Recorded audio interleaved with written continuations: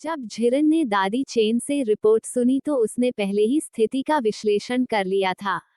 दोनों नौकरानियों को पानी पीने से जहर मिला था और इस बात की बहुत अधिक संभावना थी कि उनकी मेज पर रखा दलिया भी जहरीला था। बहुत संभव है कि किसी ने कुएं में जहर डाल दिया हो। माँ, छोटी सी रसोई में पानी कहाँ से आता है? यह हमारे आंगन के पीछे के कुएं से आता है। बिना ज्यादा सोचे समझे वह झिरन तेजी से कुएं के स्थान की ओर चल दिया। जैसे ही वह पानी की बाल्टी लेकर आई, उसने उसे हल्के से अपनी उंगलियों से छुआ, फिर अपनी उंगलियों को रगड़ा और ध्यान से गंध सूंघी। सभी ने अपनी सांसें रोककर ही झिरन की लगभग निर्बाध गतिविधियों को देखा। जब तक उसने लकड़ी की बाल्टी एक तरफ नहीं रखी तब तक बूढ़ी महिला मुँह ने पूछा, क्या पानी जहरीला है? वह झिरन अत्यंत गंभीर दिख रहा था और बोला, इसी कुएं से जहर निकलता है। यह सुनकर बूढ़ी महिला मो तुरंत भड़क गईं। हालांकि मार्क्वेस की हवेली एक अन्यायपूर्ण आपदा का सामना करने वाली थी, लेकिन घर की मालकिन के रूप में उसने फिर भी अपना अधिकार बनाए रखा। कोई तुरंत जांच करो। मैं जानना चाहता हूँ कि इस जहर के पीछे कौन है। आंगन में मौजूद नौकरानियों ने तुरंत कार्रवाई की और कुछ ही समय बाद कोई रिपोर्ट करने आया। बूढ़ी औरत, दादी लियू ने अपने कमरे में फांसी लगा ली। बूढ़ी औरत मो घर के स्वामियों के साथ नौकरों के क्वार्टर की ओर चल दी। उन्होंने देखा कि ग्रानी लियू का बेजान शरीर बीम से लटका हुआ था, जो पहले ही मर चुका था। बूढ़ी महिला मो ने उन्हें ग्रानी लियू के शव को नीचे उतारने का आदेश दिया। अपने सामने सब कुछ देखने पर ही झिरन की पहली प्रतिक्रिया यह थी कि दादी लियू को संभवतः डर के कारण आत्महत्या के लिए प्रेरित किया गया था।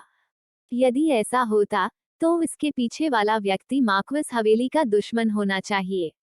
ऐतिहासिक अभिलेखों में मो परिवार के प्रति सम्राट के डर के अलावा उनके प्रति किसी और के प्रति द्वेष रखने का कोई उल्लेख नहीं था।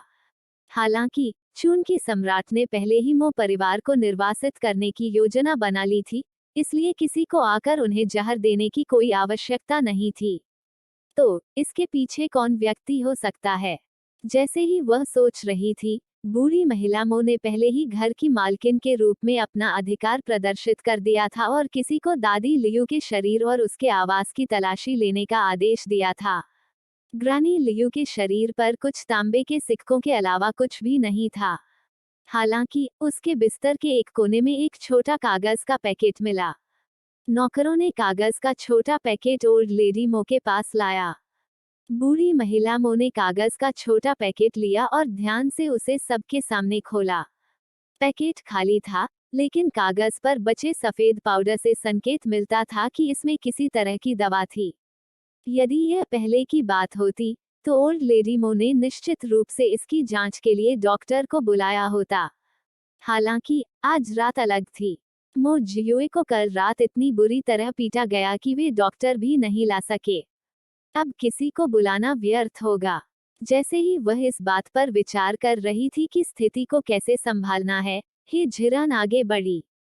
माँ, मैंने कुछ चिकित्सा कौशल सीखे हैं। आप मुझे देखने क्यों नहीं देती? बूढ़ी महिला मो ने ही झिरन की ओर देखा, एक पल के लिए झिझकी और फिर उसे छोटा कागज का पैकेट सौंप दिया। यह संभवतः जहर है, सावधान रहें। उसने झिरन ने छोटा कागज का पैकेट लिया, पहले उसे अपनी नाक के नीचे सूंघा, फिर अपनी उंगलियों पर थोड़ा सा रगड़ा। फिर उसने बूढ़ी औरत मो की ओर देखा और कहा, माँ, यह वही जहर है जिसे कुएं में फेंक दिया गया था। वृद्ध महिला मो ने शब्द सुनकर अपनी मुट्ठियां भींच लीं। लियू, जब वह छोटी थी तो मेरी सेवा करती थी। मैं हमेशा सोचता था कि मैंने उसके साथ अच्छा व्यवहार किया। वह ऐसा क्यों करेगी? माँ, लियू के पीछे जरूर कोई है जो उसके साथ छेड़छाड़ कर रहा है, हे झिरन ने उसे याद दिलाते हुए कहा। कौन मो परिवार से इतनी नफरत कर सकता है जो इसे आयोजित करे? बूढ़ी औरत मो समझ नहीं पा रही थी कि इसके पीछे कौन था। हालांकि वह अच्छी तरह से जानती थी कि ड्यूक का मनो इस समय अपनी ही परेशानियों से घिरा हुआ था और उसके पास ऐसे मामलों की जांच करने की कोई ऊर्जा नहीं थी। बूढ़ी औरत मो ने आह भरी। आइए इस मामले को फिलहाल एक तरफ रख दें और बाद में जियोए के साथ इस पर चर्चा करें। इस बीच सभी ने हे झिरन की ओर आभारी दृष्टि डाली। सबसे बड़ी भाभी ने सबसे पहले अपना आभार व्यक्त किया। छोटी बहन जियुए, आपका धन्यवाद कि आपने समय पर दलिया में जहर का पता लगा लिया, जिससे हम पूरा परिवार बच गया। हाँ, छोटी बहन जियुए को धन्यवाद, हम इस आपदा से बचने में कामयाब रहे। छोटी बहन जियुए, तहे दिल से धन्यवाद। छोटी बहन जियुए, तुम सचमुच अद्भुत हो। उद्धरण चिन्ह डॉट डॉट डॉट उद्धरण चिन्ह। झिरन ने जो किया वही ईमानदारी से किया और उसका आभार व्यक्त करने का कोई इरादा नहीं था। अपनी भाभीियों को सच्चे दिल से धन्यवाद देते देख वह मुस्कुराए और बोली, हम सब परिवार हैं, भाभियां। इतना विनम्र होने की जरूरत नहीं है। बूढ़ी महिला मो ने अपनी बहुओं की ओर देखा, जो अभी भी चिंता के स्वाद से अनजान थीं, और सख्ती से कहा, छोटी बहन जियुए सही कह रही है। हम सभी परिवार हैं। यदि आप आभारी महसूस करते हैं, तो भविष्य में अपने कार्यों के माध्यम से इसे दिखाएं। अपनी सास को गंभीरता से बोलता देख नंदे झट से चुप हो गईं। बूढ़ी औरत मो ने कमरे का सर्वेक्षण किया। पहले लियू के शव को ठिकाने लगाओ, फिर दूसरे आंगन के कुओं से पानी लाओ और फिर से नाश्ता तैयार करो। उसका इरादा यह था कि यदि आज उन्हें निर्वासित किया गया तो भविष्य में अच्छा भोजन करना कठिन होगा, इसलिए उन्हें इस बार अच्छा भोजन करना होगा। नौकरों ने तुरंत उसके आदेशों का पालन किया।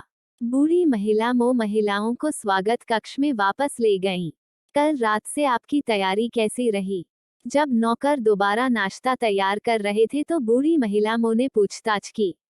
माँ, जैसा कि छोटी बहन जियुए ने निर्देश दिया था, मैंने अपने अंडरगारमेंट में एक जेब सिल दी और चांदी के बिलों को अंदर रखने से पहले उन्हें कपास में लपेट दिया, भाभी में से एक ने उत्तर दिया। माँ, मैंने अपनी भी तैयारी कर ली है।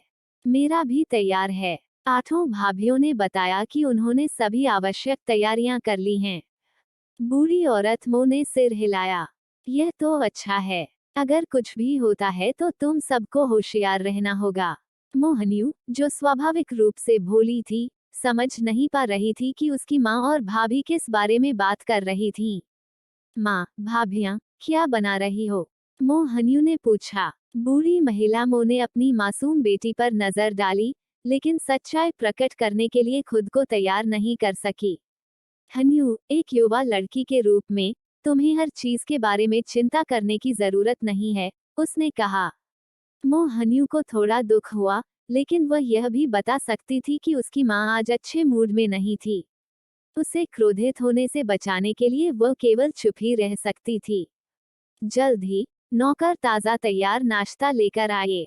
जब हे झिरन ने इसका निरीक्षण किया और पुष्टि की कि यह सुरक्षित है, तो सभी ने खाना शुरू कर दिया। हालांकि इस भोजन के दौरान एक अजीब माहौल था। हर कोई उदास लग रहा था, मानो वे जीवन का आखिरी भोजन कर रहे हों। उसने झिरन ने भी ज्यादा कुछ नहीं कहा, जल्दी से दलिया का एक कटोरा खत्म किया और फिर उठ गया। माँ, मैं अपने पति के लिए कुछ खाना लेकर आऊंगी। वह अब मो जियुए को देखने के लिए थोड़ी उत्सुक थी। आखिरकार वह अभी भी नहीं जानती थी कि पर्दे के पीछे लियू पोजी को जहर देने का निर्देश कौन दे रहा था। शायद उसे मो जियुए से उत्तर मिल गया हो। दुल्हन कक्ष में वापस, मो जियुए अभी भी उसी स्थिति में लेटा हुआ था। जब उसने हे झिरन को वापस आते देखा, तो उसने पूछा, बाहर कुछ हो रहा है? उसने झिरन ने खाना बिस्तर से कुछ दूर मेज पर रख दिया। बाहर बहुत कुछ नहीं हो रहा है, लेकिन किसी ने मेरी माँ के आंगन के कुएं में जहर डाल दिया है। सौभाग्य से मुझे समय रहते इसका पता चल गया, नहीं तो हवेली में सभी की जान खतरे में पड़ जाती। यह सुनकर मो जियुए ने अपनी चोटों को नजरअंदाज कर दिया और तुरंत बिस्तर पर बैठ गया। पृथ्वी पर क्या हुआ? वह झिरन को पता था कि मो जियुए चिंतित थी, इसलिए उसने जो कुछ भी हुआ था उसे बताया और अपने अनुमान को शब्द दर शब्द बताया। क्या आप सोच सकते हैं कि बूढ़ी श्रीमती लियू को मुझे जहर देने का आदेश किसने दिया होगा? मो जियुए ने भौहें चढ़ा दी, और समय समय पर उसकी आंखों में एक भयंकर झलक झलकती रही। हालांकि उसने एक शब्द भी नहीं कहा, लेकिन वह झिरन अपनी अभिव्यक्ति से बता सकता था कि मो जियुए के मन में निश्चित रूप से एक संदिग्ध था। वह झिरन कभी भी एक नासमझ व्यक्ति नहीं था, और उसने यह भी माना कि मो जियुए को इस समय उस पर पूरी तरह से भरोसा नहीं था। चूंकि यह मामला था, उसका इरादा अनावश्यक रूप से परेशानी मोल लेने का नहीं था। जब तक उसकी स्थिति पर पकड़ थी, वह निश्चित रूप से पहले से ही सावधानी बरतता था।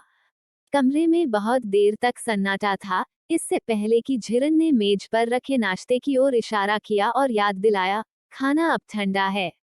इस तथ्य का लाभ उठाएं कि सम्राट के आदमी अभी तक नहीं आए हैं और कुछ खाने के लिए जल्दी करें। जब सम्राट के आदमियों का उल्लेख किया गया, तो मो जियुए ने बाहर देखा। अब लगभग दोपहर हो गई है। उसे झिरन को भी यह बहुत अजीब लगा।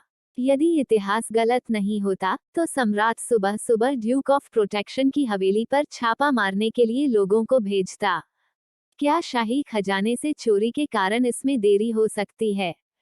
उसने सीधे अपना अनुमान व्यक्त किया। मो जियुए ने इससे इनकार नहीं किया।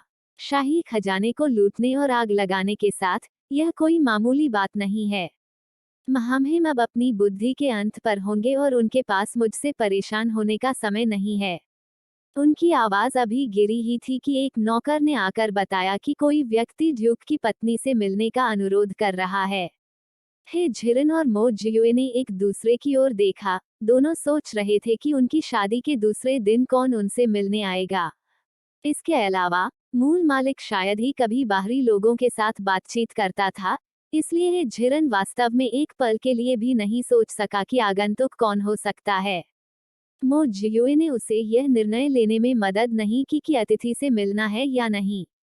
इसके बजाय, उसने अपना सिर नीचे कर लिया और खाना जारी रखा। जाहिर है, उन्होंने फैसला हे झिरन पर छोड़ दिया था। वह झिरन उठ खड़ा हुआ, मैं बाहर जाकर देखूंगा। आगंतुक ड्यूक की हवेली के मुख्य द्वार पर नहीं, बल्कि पीछे के छोटे दरवाजे पर गया, जहां नौकर आते जाते थे। वह झिरन को किसी के द्वारा पिछवाड़े में ले जाया गया था। आगंतुक ने घरेलू परिचारक की तरह कपड़े पहने थे और बहुत परिचित लग रहा था, लेकिन उसे इस समय याद नहीं आ रहा था कि वह कौन था। जब परिचारक ने हे झिरन को देखा, तो वह तुरंत सम्मानपूर्वक झुक गया। युवा महिला, पुराने मास्टर ने मुझे आपको ढूंढने के लिए भेजा था। उस आदमी की शक्ल को देखते हुए, हे झिरन ने उसकी याददाश्त को ध्यान से खोजा और पुष्टि की कि यह व्यक्ति उसके सस्ते पिता का अनुयायी था। तुम क्यों आए, यंग लेडी? मुझे एक महत्वपूर्ण मामला रिपोर्ट करना है। जैसे ही वह बोला, उसकी नजर उस व्यक्ति पर पड़ी जिसने हे झिरन को वहां तक था। उन्होंने झिरान ने तुरंत उस व्यक्ति को बर्खास्त कर दिया। यह क्या है? वह पहले ही मोटे तौर पर अनुमान लगा चुकी थी, लेकिन फिर भी वह व्यक्तिगत रूप से इसकी पुष्टि सुनना चाहती थी। परिचारक ने फुसफुसाते हुए कहा, युवा महिला, बूढ़े मास्टर ने मुझे आपको सूचित करने के लिए कहा था कि महामहिम जल्द ही ड्यूक की हवेली पर छापा मारने के लिए लोगों को भेजेंगे। कृपया पहले से तैयार रहें। यकीन से, क्या मेरे पिता ने बताया कि सम्राट के आदमी कब आएंगे? मैं इसके बारे में नहीं जानता। ओल्ड मास्टर ने मुझसे यंग लेडी को यह बताने के लिए भी कहा कि यह परिवार की बेटी के रूप में आपको अपने विश्वास के साथ विश्वासघात नहीं करना चाहिए। ड्यूक ऑफ प्रोटेक्शन की हवेली को चाहे कुछ भी हो जाए, आप नहीं जा सकती। उसने झिरन को इस तरह के उपदेश को बिल्कुल भी दिल पर नहीं लिया। उसने कभी भी मो परिवार को छोड़ने का इरादा नहीं किया था। चूंकि उसे उससे कोई और उपयोगी जानकारी नहीं मिल सकी, इसलिए हे झिरन ने उसे खारिज करने के लिए अपना हाथ हिलाया। इतिहास की किताबों में इसके बारे में पढ़ने की तुलना में इस समाचार को सीधे सुनना कहीं अधिक वास्तविक था। उसने झिरन को एक पल की भी देरी करने की हिम्मत नहीं की और दुल्हन के कक्ष में वापस चला गया। मो जियुए के पूछने की प्रतीक्षा किए बिना उसने नौकर के संदेश को शब्दशः सुनाया। मो जियुए के चेहरे पर कोई गुस्सा या खुशी नजर नहीं आ रही थी। काफी देर की चुप्पी के बाद उन्होंने ठंडे स्वर में कहा, जो आना ही है, देर सबेर आएगा ही। हालांकि मो जियुए ने कोई भावना नहीं दिखाई, लेकिन हे झिरन अभी भी उसके स्वर में निराशा सुन सकता था। उज्ज्वल पक्ष को देखें। जब तक हम जीवित रहने के लिए कड़ी मेहनत करते हैं, मेरा मानना कि जिस दिन हम कुछ बड़ा करेंगे वह दिन अंततः आएगा। हम एक वयस्क व्यक्ति के रूप में, मुझे महिलाओं के अपने परिवार को अपने साथ कष्ट सहना होगा। मैं इसे बड़ा बनाने के किस दिन की उम्मीद कर सकता हूँ? मो जियुए ने व्यंग्यात्मक ढंग से कहा। वह झिरन जानता था कि मो जियुए इस समय उदास है, और चाहे वह कितना भी कारण बताए, कोई फायदा नहीं होगा। वह भविष्य में धीरे धीरे ही उसे परामर्श दे सकती थी। तभी बाहर से 8वीं भाभी की चीख आई, आह! रसोई से पानी की टंकी और बड़ी कढ़ाई, साथ ही स्टोर रूम का सामान, सब 9वें भाई के कान वाले कमरे में क्यों हैं?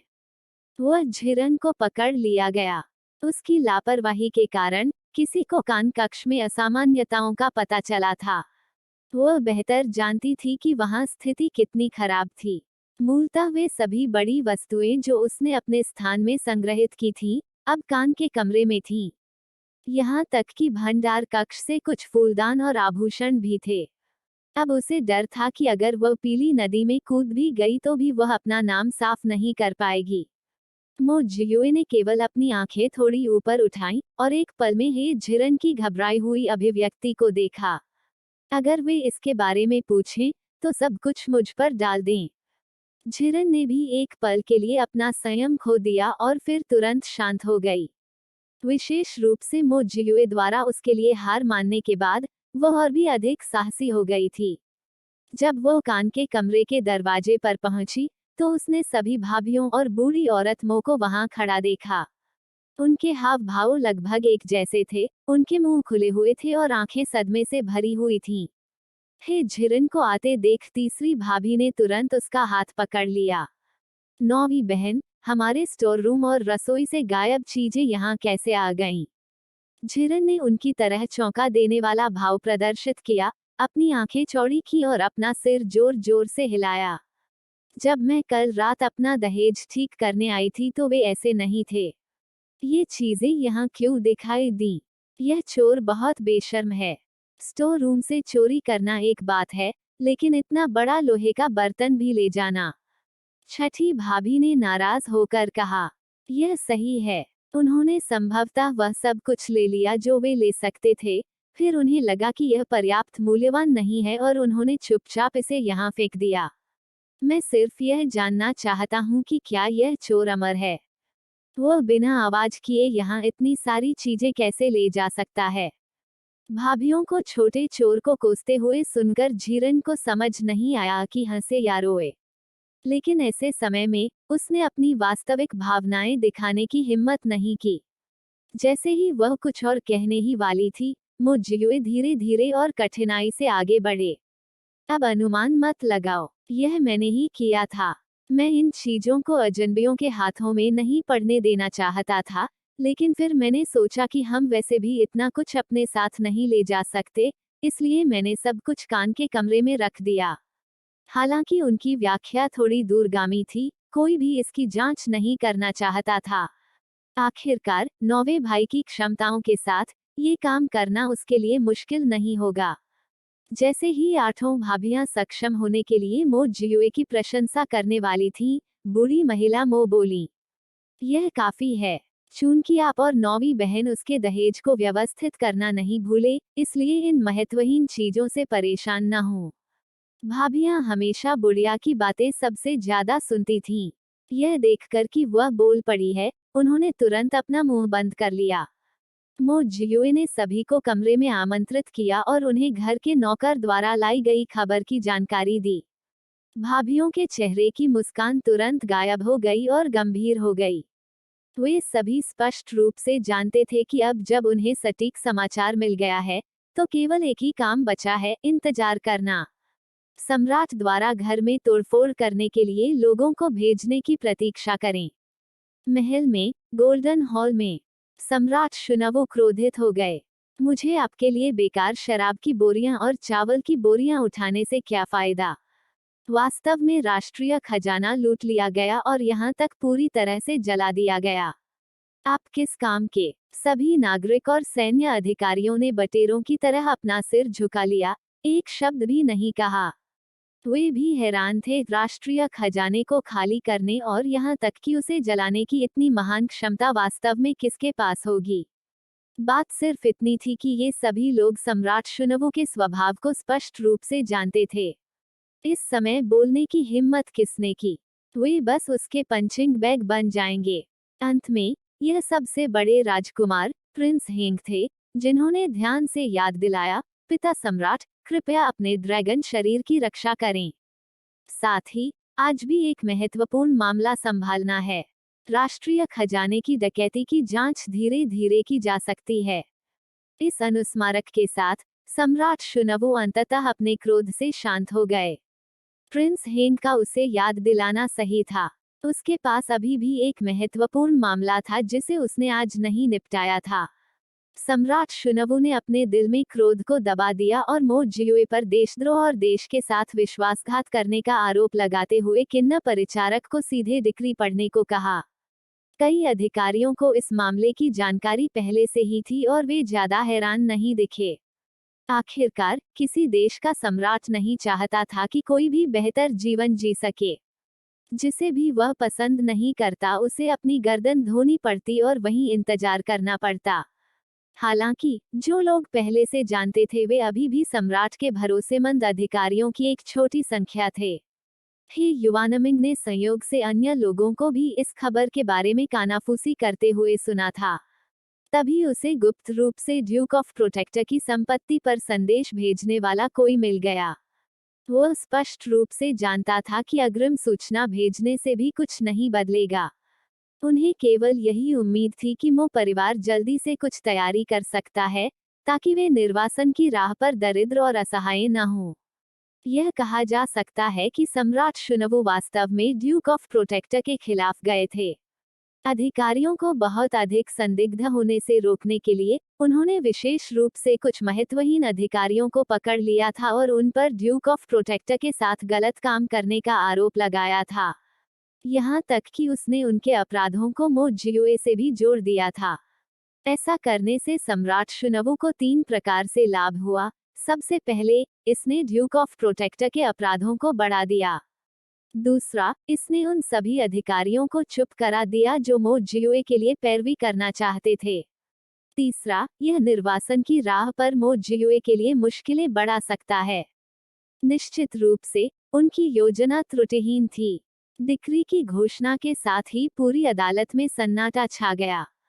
कोई केवल कुछ अधिकारियों को मो जियुए की ओर से असंतुष्ट नजरों से देख सकता था। सम्राट शुनवो को इसकी बिल्कुल भी परवाह नहीं थी। जब तक वह मो जियुए के साथ आसानी से निपट सकता था और कुछ भी मायने नहीं रखता था। सम्राट शुनवो ने विशेष रूप से काओ रेन, एक जनरल जिसे मो जियुए ने डांटा था, को घर में तोड़फोड़ करने और डिक्री देने के लिए भेजा था। उसका लक्ष्य ड्यूक ऑफ प्रोटेक्टर की परिस्थितियों को और भी अधिक दयनीय बनाना था। वृद्ध महिला मो दुल्हन कक्ष में संपत्ति की महिला परिवार के सदस्यों के साथ इंतजार कर रही थी। यह देखते हुए कि दोपहर हो चुकी थी, अभी भी कोई हलचल नहीं थी। उसने मो जियुए को देखा जो अभी भी चिंतित होकर बिस्तर पर गिरा पड़ा था। जियुए, क्या आपका निर्णय और जानकारी गलत हो सकती है? इससे पहले कि मो जियुए उत्तर दे सके, एक नौकर रिपोर्ट करने के लिए दौड़ा। ड्यूक ओल्ड लेडी, यह बुरा है। संपत्ति को घेर लिया गया है। जनरल काउ ने पुरुषों के एक समूह के साथ हमला किया। यह सुनकर बूढ़ी महिला मो ने असहाय होकर अपनी आंखें बंद कर ली और बड़बड़ाई, अफसोस, मुझे इतनी इच्छापूर्ण सोच नहीं रखनी चाहिए थी। मोहन्यू, जो नहीं जानता था कि क्या हो रहा है, ने जल्दी से बूढ़ी महिला मो की बांह पकड़ ली। माँ, आखिर क्या हो गया है? आठों भाभियां भी घबराई हुई बूढ़ी महिला मो की ओर देखने लगी, अब शांत नहीं थीं। चूंकि वे आ गए हैं, हम केवल शांति से ही इसका सामना कर सकते हैं। सब लोग देखने के लिए मेरे साथ आइए। हर किसी को हड़बड़ाहट में बूढ़ी महिला मो का पीछा करते हुए देखकर ही झिरन ने अभी भी स्थिर मो जियुए की ओर देखा। चिंता मत करो, मैं माँ को चीजें संभालने में मदद करूंगी। चूंकि मो जियुए इस समय बेहोश होने का नाटक कर रहा था, इसलिए वह सबके साथ बाहर नहीं जा सकता था। मो जियुए की काली काली आंखों में कुछ अकेलापन और आत्मा उपहास था। फिर भी उसने हे झिरन की बातों का ईमानदारी से जवाब दिया। उन्हें बताएं कि वे अनावश्यक रूप से संघर्ष न करें और अपनी रक्षा करें। जहां तक सब चीजों की बात है, इस बिंदु पर मो जियुए को यह उम्मीद भी नहीं थी कि उलटफेर की कोई संभावना होगी। उन्होंने केवल यह आशा की कि हर कोई सुरक्षित और स्वस्थ होकर निर्वासन की राह पर चल सके। ठीक है, मैं आपसे वादा काटी हूँ कि जब तक मैं यहाँ हूँ, मो परिवार का एक भी व्यक्ति नहीं खोएगा। व्यक्तिगत रूप से नायक और उसके परिवार पर मूर्ख सम्राट द्वारा गलत आरोप लगाए जाने के बाद हे झिरन को भी इस समय कुछ हद तक भारी दिल महसूस हुआ। हालांकि उसने फिर भी आराम करने और आज की घटनाओं से गंभीरता से निपटने की पूरी कोशिश की। हे झिरन ने ओल्ड लेडी मो के समूह को पकड़ने के लिए कुछ कदम दौड़े। उनके बाहर जाने के कुछ ही समय बाद कदमों की अराजक आवाज सुनाई दी। उसी समय नौकरों की कुछ विनती भरी आवाजें सुनाई दी।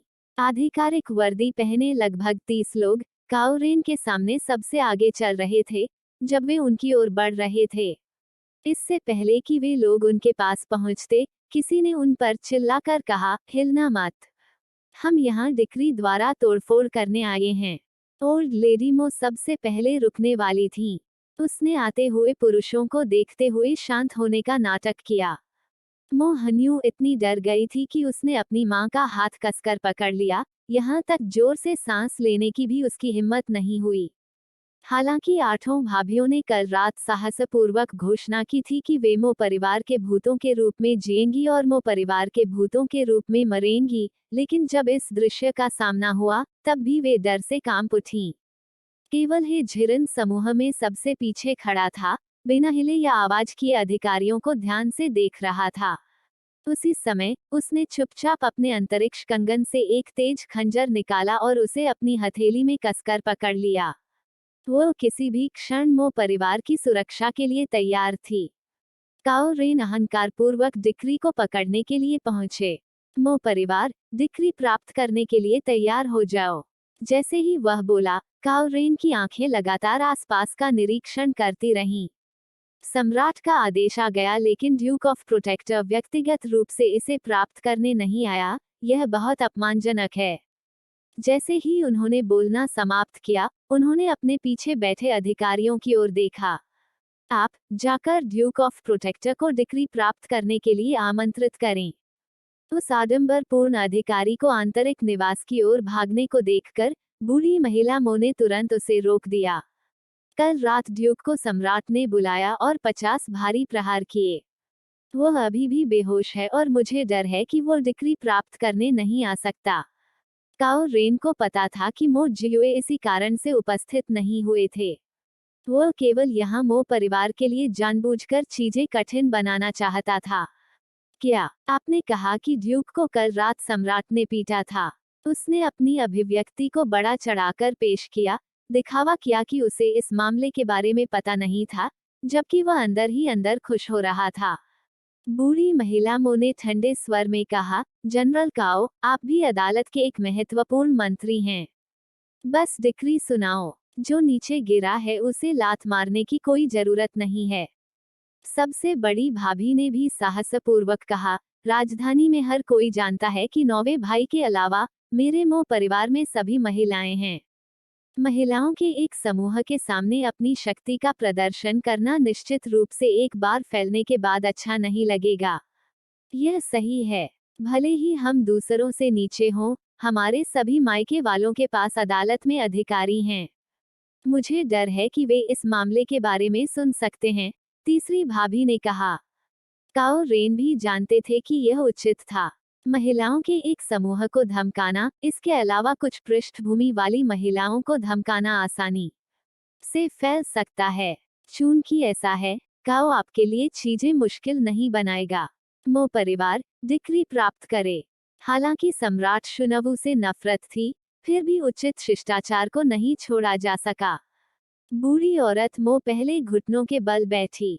यह देखकर आठों भाभियों और मो हन्यू ने भी ऐसा ही किया।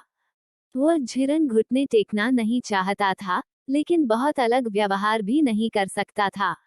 सौभाग्य से प्राचीन लोगों की पोशाकों की स्कर्ट चौड़ी होती थी। उसने अपने पैरों को ढकने के लिए अपनी स्कर्ट खींच ली और सबके पीछे बैठ गई।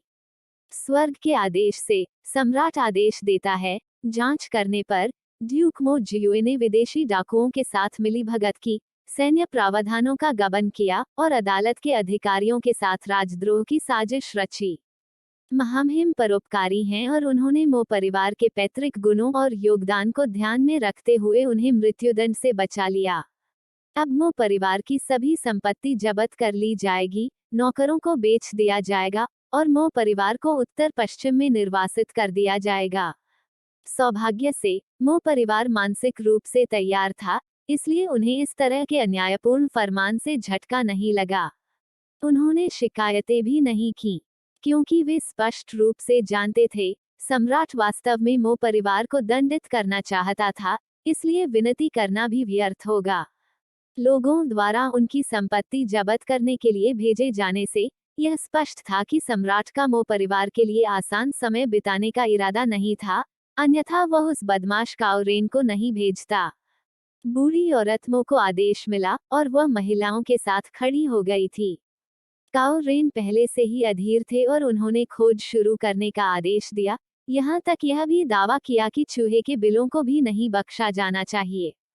जहाँ तक महिलाओं की बात है, तो स्वाभाविक रूप से उनकी खोज की आवश्यकता होगी। इन फूलों और जेड जैसी सुंदरियों को देखकर काओ रेन की आंखों में अश्लीलता की झलक दिखाई दी।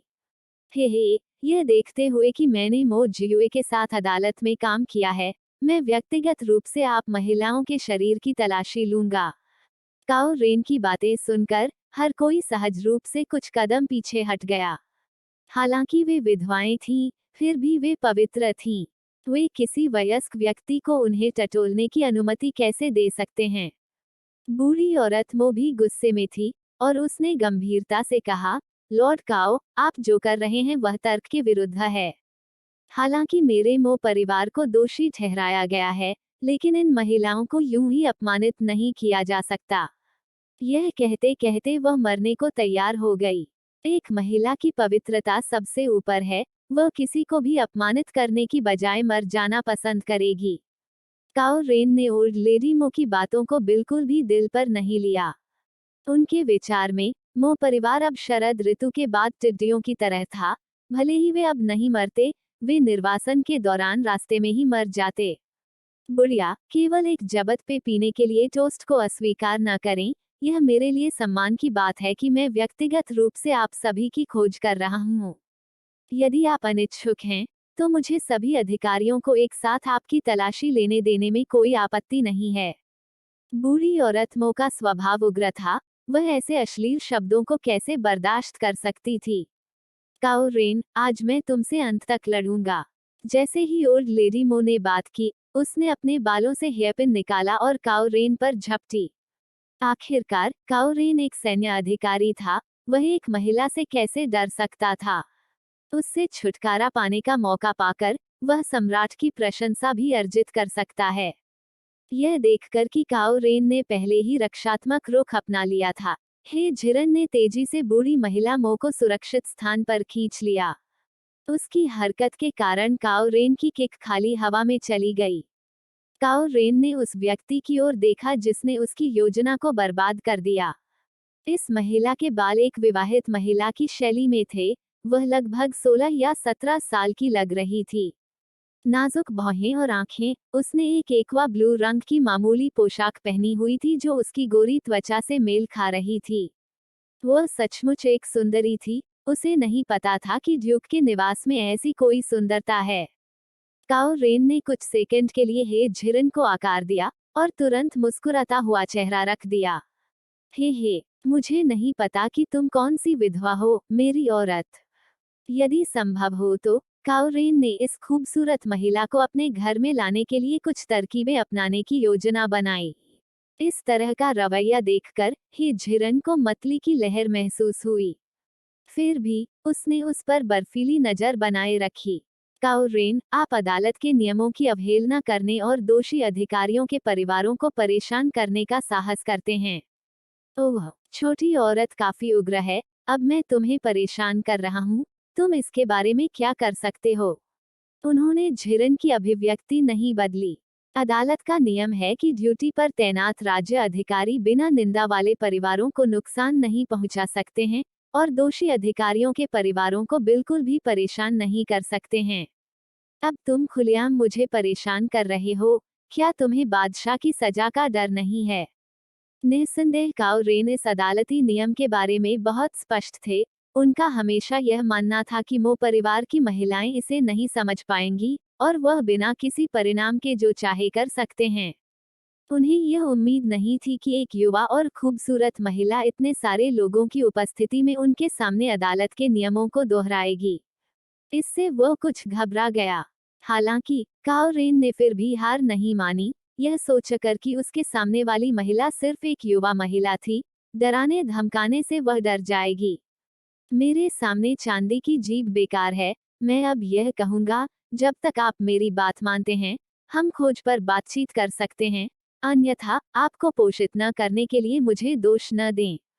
वह झिरन 2 जीवन जी चुकी थी, और यह पहली बार था जब उसने किसी को इतना बेशर्म देखा था। अब उसने पहले ही अपने खंजर को मिनी पिस्तौल में बदल लिया था। जब तक काओ रेन ने कोई कदम उठाने की हिम्मत की, वह बिल्कुल भी संकोच नहीं करेगी। हालांकि उसने तैयारी कर ली थी, फिर भी हे झिरन ने पहले कारण को चुना। आखिरकार वहां अभी भी बहुत सारी मो महिलाएं मौजूद थीं। अगर उसने काओ रेन की गोली मारकर हत्या कर दी, तो यह निश्चित रूप से उन्हें फंसा देगा। काओ रेन, मैं आपको सलाह दूं, जब मो जागीर निर्वासित होगी, तो हमारे परिवार निश्चित रूप से हमें विदा करने आएंगे। मुझे यकीन है कि आप समझते हैं कि छुपी हुई परेशानियां सामने आ जाएंगी।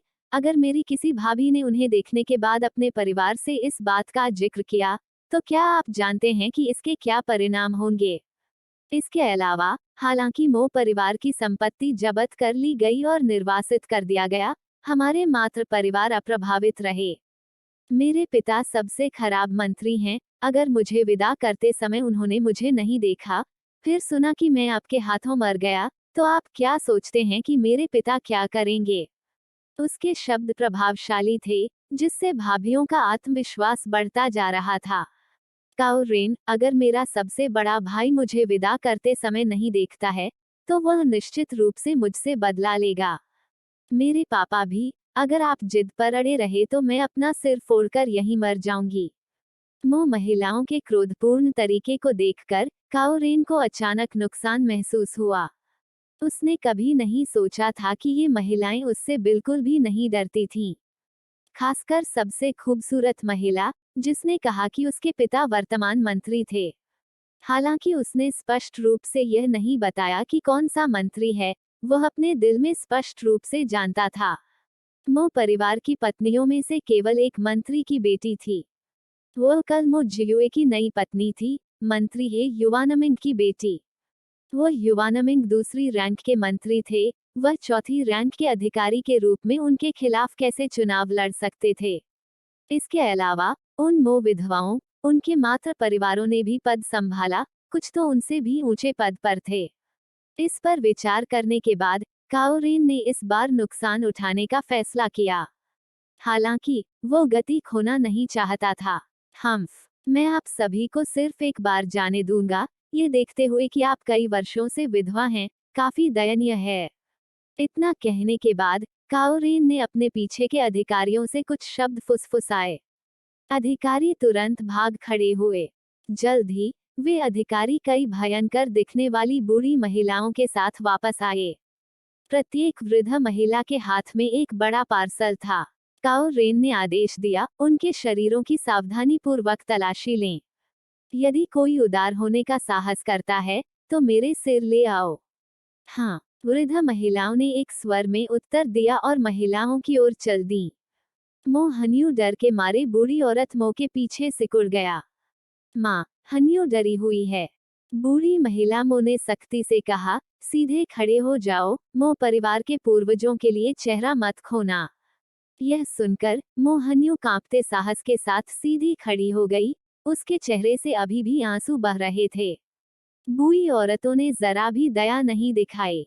अधिक गहनता से तलाशी लेने के लिए वे उन महिलाओं को पास के एक कमरे में ले गए और निरीक्षण के लिए उनसे अपने कपड़े उतारने को कहा।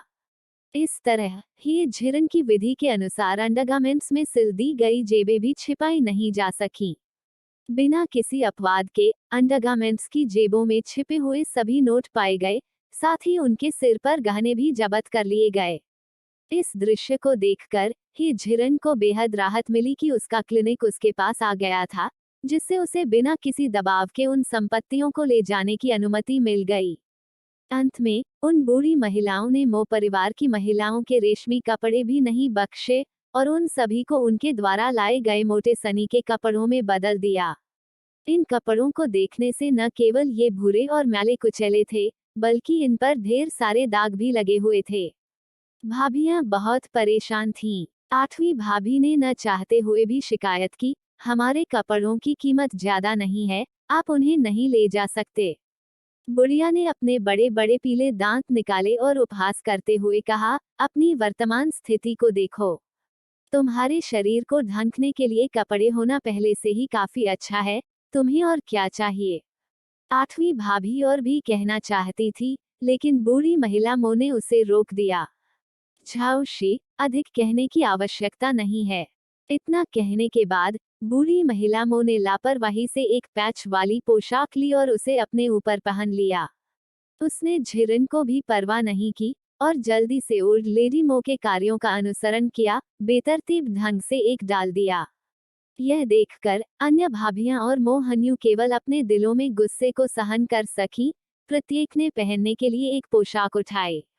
सौभाग्य से जो जूते उन्होंने पहने हुए थे वे अभी भी उनके असली जूते थे। कपड़े पहनने के बाद ही बूढ़ी औरतें मुड़ी और युद्ध की लूट के साथ कमरे से बाहर चली गईं। उन्होंने बिना किसी कम राशि के सभी बैंक नोट और गहने काओरेन को सौंप दिए। बूढ़ी औरत द्वारा सौंपे गए 1000 टन से अधिक के बैंक नोटों को देखकर काओरेन ने तिरस्कारपूर्वक उन्हें अपनी बाहों में रख लिया। जहां तक गहनों की बात है, उसने उन्हें एक तैयार लकड़ी के बक्से में रख दिया। छिपे हुए नोटों की तलाशी के बाद सभी भाभियां निराश हो गईं। पैसे के बिना उनके लिए उत्तर पश्चिम की यात्रा में गुजारा करना बहुत मुश्किल होगा। बूढ़ी औरत मो ने भी अपना पिछला मानसिक संतुलन खो दिया था। हाथ में पैसे के बिना वे सड़क पर उन लालची अधिकारियों की हथेलियों को चिकना करने के लिए क्या उपयोग कर सकते थे। जब महिलाएं बेहद निराश हो गईं, तो जिन लोगों ने Duke who protects the state हवेली के अन्य प्रांगणों की खोज की थी, वे भी एक के बाद एक लौट आए। जो खबर वे वापस लाए, उसने काओ रेन को लगभग क्रोधित कर दिया। जनरल काओ को रिपोर्ट करें, राज्य हवेली की रक्षा करने वाले ड्यूक का खजाना खाली है। क्या कहा आपने? काओ रेन अविश्वसनीय लग रहे थे। अधिकारी ने डरते डरते दोहराया, जनरल काओ, वास्तव में खजाने में कुछ भी नहीं है। जनरल काओ, न केवल खजाने में कुछ नहीं है, बल्कि रसोई भी खाली है। एक अन्य अधिकारी ने जोड़ा। काओ रेन गुस्से में थे और उन्होंने महिलाओं की ओर देखा। कहो, क्या आपने Duke who protects the state हवेली की संपत्ति पहले ही हस्तांतरित कर दी है? बूढ़ी महिला मो ने गहरी आवाज में उत्तर दिया, जनरल काओ, महामहिम ने आज जब्ती का आदेश जारी किया। क्या मेरे मो परिवार के पास पहले से संपत्ति हस्तांतरित करने की दूरदर्शिता है? ओल्ड लेडी मो को यह कहते हुए सुनकर काओरेन को भी पता चल गया कि इसका कोई मतलब है, लेकिन उन्हें विश्वास नहीं था कि प्रतिष्ठित Duke who protects the state हवेली इतनी गरीब हो सकती है। इसमें कोई आश्चर्य नहीं कि मो जियुए ने पूरे दिन काले कपड़े पहने और उन्हें कभी भी कपड़े बदलते हुए नहीं देखा गया। ऐसा गरीबी के कारण हुआ। वह कैसे जान सकता था कि जब से मो जियुए समझदार हुआ था, परिवार अक्सर उसके बड़े भाइयों के लिए अंतिम संस्कार करता था। मो जियुए भी देश के लिए शहीद हुए अपने बड़े भाइयों की याद में हर दिन काले कपड़े पहनते थे। ऐसा नहीं था कि उसके पास केवल एक काला वस्त्र था, बात बस इतनी थी कि शैलियां समान थीं। यह सोचकर काओ रेन को अचानक मो परिवार के सामने श्रेष्ठ महसूस हुआ। मुझे उम्मीद नहीं थी कि प्रतिष्ठित Duke who protects the state हवेली एक खाली खोल होगी। कोई आश्चर्य नहीं, महिलाओं का एक समूह पैसा कैसे कमा सकता है। एक अधिकारी ने तुरंत कहा, जनरल काओ बिल्कुल सही हैं। काओ रेन को चापलूसी की यह भावना पसंद आई। उसने चारों ओर नजरें घुमाईं और देखा कि तलाश पूरी हो चुकी थी। उसने आदेश दिया, आप लोग पहले जब्त की गई संपत्ति और नौकरों पर नजर रखें और सम्राट के आदेश की प्रतीक्षा करें। बाकी कैदियों को उपनगरों तक ले जाने के लिए जिम्मेदार हैं। इतना कहने के बाद काओ रेन अनिच्छा से निकलते हुए हे झिरन को फिर से देखना नहीं भूले। वह झिरन को फिर से इस रूप से घृणा हुई। अधिकारियों द्वारा काओ रेन को विदा किए जाने का फायदा उठाते हुए वह जल्दी से भीड़ से निकल गई। वह ऐसी जगह गई जहां लोग उसे देख न सके, तेजी से अपनी स्कर्ट उठाए और एक घने पेड़ पर चढ़ गई। अपने भंडारण स्थान में प्रवेश करते हुए उसने वहां रखी एक स्नाइपर राइफल निकाली। गोलियां भरी, निशाना साधा। दृष्टि लगातार काओ रेन के सिर के पिछले हिस्से पर टिकी रही। जब तक काओ रेन ने ड्यूकू प्रोटेक्ट्स द स्टेट हवेली को छोड़ दिया और लंबे घोड़े पर नहीं बैठ गई, तब तक उसने अंततः ट्रिगर खींच लिया। एक गगनभेदी धमाके के साथ काओ रेन, जो मो परिवार के सामने घमंडी था, एक तरफ झुक गया और तुरंत घोड़े से गिर गया। उसी समय ही झिरन तुरंत उसके भंडारण स्थान में प्रवेश कर गया। यह बंदूक की गोली गड़गड़ाहट की तरह थी और लोग निश्चित रूप से स्रोत का पता लगाने के लिए ध्वनि का अनुसरण करेंगे। उसने अस्थायी रूप से अपने स्थान पर छिपने और लोगों का ध्यान यहां से हटने के बाद फिर से प्रकट होने की योजना बनाई। यदि काओ रेन बार बार उसकी निचली रेखा को नहीं छूती, तो वह झिरन इस समय परेशानी पैदा नहीं करना चाहता।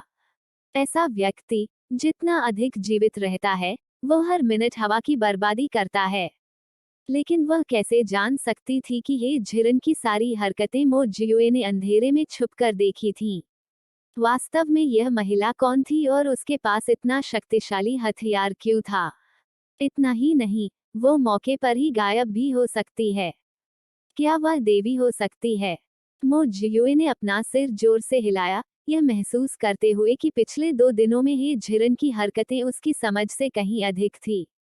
इससे कोई फर्क नहीं पड़ता, मो परिवार के लोगों की रक्षा करने में ही झिरन के प्रदर्शन और काओ रेन पर उसके निर्दयी हमले के आधार पर वह कम से कम एक बात निर्धारित कर सकता था। अर्थात हे झिरन के मन में फिलहाल मो परिवार के प्रति कोई दुर्भावना नहीं है। यह देखते हुए कि उस धीमी आवाज को सुनने के बाद सभी अधिकारी बड़े पेड़ की ओर भागे और मो परिवार की महिलाएं इस समय खतरे में नहीं थीं, मो जियोए ने छलांग लगाई और अपने मूल स्थान से दूर चला गया। इससे कोई फर्क नहीं पड़ता कि बाहर कितना अराजक माहौल था, हे झिरन के अंतरिक्ष में प्रवेश करने के बाद उसे एक और बड़ा आश्चर्य मिला। जो खंजर, मिनी पिस्तौल और स्नाइपर राइफल उसने अभी अभी निकाली थी, उनमें एक अतिरिक्त प्रति थी। हे झिरन के लिए ये सबसे अच्छी चीजें थीं जो सड़क पर उसकी जान बचा सकती थीं, उतना ही बेहतर। लगभग 10 मिनट तक अंतरिक्ष में इंतजार करने के बाद वह झिरन बाहर निकला और उसने देखा कि सभी अधिकारी गायब हो गए थे और मो परिवार की महिलाएं भी अपने मूल स्थान से गायब हो गई थीं। वह तुरंत पेड़ से नीचे कूद गई और दुल्हन के कक्ष में लौट आई। उसने केवल यह देखा कि अधिकारियों की देखरेख में भाभी पहले ही मो जियोए को दरवाजे के पैनल पर ले जा चुकी थीं। चारों भाभियां बड़ी मुश्किल से दरवाजे का पैनल उठाकर बाहर निकल रही थीं। अधिकारी उनसे आग्रह करते रहे, तेजी से चलो, घबराओ मत। कई भाभियों द्वारा उठाए गए मो जियोए को अपने दिल में बेहद शर्मिंदगी महसूस हुई। यह उनकी अक्षमता ही थी जिसके कारण इन भाभियों को उनकी देखभाल करते हुए भी कठिनाइयों का सामना करना पड़ा। भाभियों को इतनी कठिनाई से चलते देखकर झिरन को अचानक वह लकड़ी की गाड़ी याद आ गई जो उन अधिकारियों को मिली थी जब वे अभी खोज रहे थे। जरा ठहरिए, प्रमुख अधिकारी ने पीछे मुड़कर देखा और नाराजगी से पूछा, क्या बात है? क्या आप हमें शहर के बाहरी इलाके में भेजने की जल्दी में नहीं हैं? उसने झिरन ने न तो जल्दी से पूछा, न धीरे से। तो क्या हुआ? अधिकारी की पहली प्रतिक्रिया यह थी कि यह महिला चालाकी करना चाहती थी। उन्होंने जनरल काओ पर चिल्लाने का उसका दृश्य अपनी आंखों से देखा था। उन्होंने झिरन ने दरवाजे का पैनल ले जाने वाली 4 भाभियों की ओर इशारा किया, आप देख सकते हैं कि पति को छोड़कर हम में से बाकी सभी मो परिवार की निर्वासित महिलाएं हैं। जल्दी से आगे बढ़ना असंभव है। आप क्या चाहते हैं? अधिकारी ने पूछा। जब आपने अभी खोजा, तो एक लकड़ी की गाड़ी थी, जिसकी कीमत ज्यादा नहीं थी। क्यों न इसका इस्तेमाल पति को धक्का देने के लिए किया जाए, ताकि हम तेजी से यात्रा कर सकें। अधिकारी ने आंखें मूंद ली। ठीक है, वो लकड़ी की गाड़ी अब तुम्हारी है। लकड़ी की गाड़ी प्राप्त करने और मो जियुए को उस पर उठाने के बाद हे झिरन ने व्यक्तिगत रूप से उसे बाहर धकेल दिया। भाभीियों ने हे झिरन को प्रशंसा की दृष्टि से देखा। लकड़ी की गाड़ी से समय और मेहनत दोनों की बचत हुई। जल्द ही अधिकारी समूह को ड्यूक ऑफ प्रोटेक्टर्स मैंशन के सामने वाले दरवाजे तक ले गए। इस समय ड्यूक की हवेली के सामने के दरवाजे पर लोगों की भीड़ थी। कुछ लोग वहां से गुजर रहे थे और उत्साह देखना चाहते थे, जबकि कुछ भाभी के परिवार के सदस्य थे जो यह सुनकर दौड़ पड़े कि सम्राट ने अपने परिवार के सदस्यों को देखने के लिए मो के आवास पर छापा मारने का आदेश दिया है। परिणामस्वरूप इससे पहले कि वे किसी को ड्यूक की हवेली से बाहर आते देखते, वे एक धीमी आवाज से चौंक गए। फिर उन्होंने अपनी आंखों से देखा कि काओ रेन के सिर के पीछे एक बड़ा खूनी छेद दिखाई दिया और उसका पूरा शरीर घोड़े से जमीन पर गिर गया। राजधानी के प्रीफेक्ट को पहले ही बुलाया जा चुका था।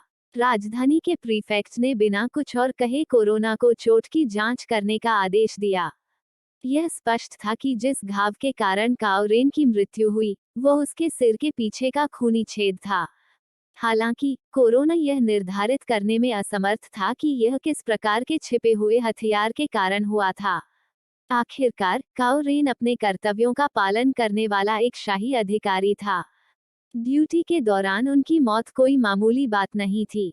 हालांकि यह घटना ड्यूक ऑफ प्रोटेक्टर की हवेली के बाहर हुई थी, यह अब कोई रहस्य नहीं था कि मो जियुए को कल रात सम्राट द्वारा 50 भारी छड़ों से बुरी तरह पीटा गया था और उसे वापस ले जाना पड़ा था।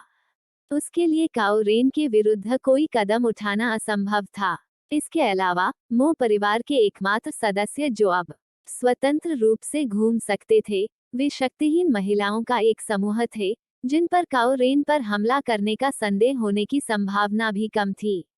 इस पर विचार करने के बाद राजधानी के प्रीफेक्ट को लगा कि वह मामले को नहीं सुलझा सकते, इसलिए उन्होंने तुरंत काओ रेन के शव को सर्वोच्च न्यायालय में ले जाने का आदेश दिया। जब मो परिवार के सदस्य बाहर आए, तो काओ रेन का शव ले जाया गया था। जिन लोगों का मूल रूप से यहाँ उत्साह देखने का इरादा था, उनमें से अधिकांश लोग इस उत्साह को देखने के लिए सुप्रीम कोर्ट की ओर भागे थे। जो कुछ बचे थे वे मूलतः भाभीियों के परिवार के सदस्य थे। सबसे पहले फैंग परिवार, भाभी फैंग क्विलियन का परिवार, दौड़कर आया। फैंग परिवार की आधिकारिक रैंक और स्थिति उच्च नहीं थी, और उनके पास अदालत में उपस्थित होने की योग्यता नहीं थी। काओ रेन को लोगों को ड्यूक ऑफ प्रोटेक्टर की हवेली की ओर ले जाते हुए देखने के बाद उन्होंने किसी को भेजकर इस खबर के बारे में पता लगाया था। यह खबर सुनकर भाभी फैंग क्विलियन की मां रो पड़ी और अपने बड़े भाई से उनके साथ यहां आने की विनती की। क्विलियन, मेरी बेटी, मां में तुम्हारी मदद करने की कोई क्षमता नहीं है। वो बूढ़ी महिला फैंग ने अपनी बेटी का हाथ पकड़ा और फूट फूट कर रोने लगी। अपनी मां को देखकर फैंग क्विलियन तुरंत रोते हुए खुद को उसकी बाहों में फेंक दिया। इस दृश्य से वहां मौजूद सभी लोगों की आंखों में आंसू आ गए। बूढ़ी महिला फैंग ने कांपते हाथों से अपनी बाहों से एक पस निकाला और चुपके से उसे फैंग क्विलियन के हाथों में थमा दिया। मां जल्दी में बाहर आई और अच्छी तरह से तैयार नहीं थी। ये सभी चांदी मां की निजी बचत हैं। इन्हें सड़क पर अप्रत्याशित जरूरतों के लिए रखें। यदि उसके कपड़ों के अंदर छिपी चांदी की खोज नहीं की गई होती, तो फैंग क्विलियन अपनी मां के पैसे नहीं लेना चाहती।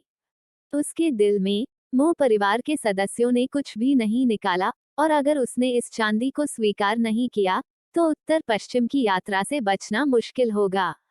उसने वह पस उठाया जो उसकी मां ने उसे दिया था, और रोते हुए बोली, मां, मेरी चिंता मत करो। सास और नंद और नौवे भाई के साथ हम निश्चित रूप से उत्तर पश्चिम में सुरक्षित पहुंच जाएंगे। उसी समय जियो फैमिली, भाभी जियो किंगर का परिवार भी आया और उसने चुपके से जियो किंगर को भी एक पस भर दिया। जब वे तैयारी में मदद के लिए सामान लेकर आए, तो अधिकारियों ने उन्हें अस्वीकार कर दिया। कारण यह था कि अपराधी इन चीजों का उपयोग करने के योग्य नहीं थे। परिवार के सदस्यों के बिना उन्हें विदा करने आए अन्य लोग दोनों भाभीियों को ईर्ष्या भरी दृष्टि से देख रहे थे। इस समय हे झिरन भी अपने दिल में अनुमान लगा रही थी कि क्या हे परिवार से कोई उसे छोड़ने आएगा।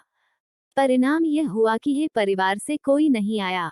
यह देखकर कि समय लगभग समाप्त हो गया था, अधिकारियों ने मो परिवार के सदस्यों को छोड़ने का आग्रह किया और जियो और फैंग परिवार के सदस्यों को जबरन तितर बितर कर दिया जो उन्हें छोड़ने आए थे। ड्यूक ऑफ प्रोटेक्टर की हवेली के राजसी द्वार पर आखिरी नजर डालते हुए ओल्ड लेडी मो ने पहला कदम उठाया। मोहन्यू अभी भी कुछ हद तक डरा हुआ था, अपनी मां के पीछे पीछे चला। इसके बाद वह झिरन मो जियुए को लकड़ी की गाड़ी पर धकेल रहा था। उसके बाद 8 भाभियां थीं। पूरे रास्ते में समृद्ध सड़कों को देखते हुए समय समय पर दोनों ओर से विक्रेताओं की चीखें आती रहीं। इस समय मो परिवार के सदस्य अपने दिलों में बेहद स्पष्ट थे कि अब से उन्हें राजधानी की समृद्धि से कोई लेना देना नहीं होगा। आम लोगों की नजर में अधिकारियों के साथ मो परिवार के सदस्य पहले ही राजधानी के गेट से बाहर निकल चुके थे। भाभी फैंग और भाभी जियाओ को छोड़कर जिन्होंने अपने परिवार के सदस्यों को देखा, हे झिरन सहित अन्य 7 भाभियों ने अपने मायके परिवार से किसी को भी विदाई देने के लिए नहीं देखा। जिन भाभियों के मन में अभी भी आशा की किरण थी, वे शहर के गेट से बाहर निकलने के बाद पूरी तरह से निराश हो गईं। वे दुनिया की शीतलता पर विलाप करने से खुद को नहीं रोक सके, यहाँ तक आमतौर पर सामंजस्यपूर्ण मात्र परिवारों ने भी इस समय अपना चेहरा दिखाने की हिम्मत नहीं की। वह झिरन इसके प्रति उदासीन था। आखिरकार वह अभी भी खुद को एक बाहरी व्यक्ति मानती थी और मूल मेजबान के माता पिता से उसकी कोई उच्च उम्मीदें नहीं थीं। हर कोई अपने ही ख्यालों में खोया हुआ था और अनजाने में ही वे राजधानी के बाहरी इलाके में आ पहुंचे थे। अप्रत्याशित रूप से उन्हें बचाने के लिए जिम्मेदार अधिकारियों के अलावा कई अन्य निर्वासित अपराधी भी वहां इंतजार कर रहे थे। और उन अपराधियों की स्थिति से पता चलता है कि उन्हें भी पूरे परिवार द्वारा निर्वासित किया गया था। वह झिरन सदैव सतर्क रहता था। चाहे वह कहीं भी जाती, सबसे पहले अपने आसपास का निरीक्षण करती। यह अवलोकन कोई बड़ी बात नहीं थी। उसने महसूस किया कि अधिकांश कैदी मोहिस्टों को शत्रुता की दृष्टि से देखते थे। यह पुष्टि करने के लिए कि वह चीजें नहीं देख रही थी, हे झिरन ने अपनी भौहें रगड़ी और फिर से देखा। यह अब भी वैसा ही था। कुछ लोग अब खुद को रोक नहीं पाए और जोर जोर से मोहिस्टों को कोसने लगे। मो जियुए, तुम एक ब्रूम स्टार हो जिसने अपने पूरे परिवार को मार डाला। अब तुम हमें भी पकड़ने आए हो। मोहियों, मैं आप सभी को भयानक मौत भुगतने का श्राप देता हूँ। अगर यह आपके लिए नहीं होता, तो हे परिवार को ऐसी अवांछित विपत्ति कैसे झेलनी पड़ती। उद्धरण चिन्ह डॉट डॉट डॉट उद्धरण चिन्ह। यह सुनकर लोग उत्तेजना से गालियां बकने लगे, जबकि अधिकारियों ने उन्हें रोकने का जरा भी प्रयास नहीं किया। इससे हे झिरन को सबसे पहले यह सोचने पर मजबूर होना पड़ा कि इन लोगों को मोहिस्टों के साथ निर्वासित करने की योजना मोहिस्टों के लिए परेशानी पैदा करने के इरादे से निरंकुश सम्राट द्वारा पहले से ही तय की गई होगी। हालांकि चाहे उसने इसके बारे में कितना भी सोचा हो, वह समझ नहीं पाई कि ये लोग मो जियुए को ब्रूम स्टार क्यों कह रहे थे। ऐसा लग रहा था कि इन लोगों के रहते यात्रा उबाऊ नहीं होगी।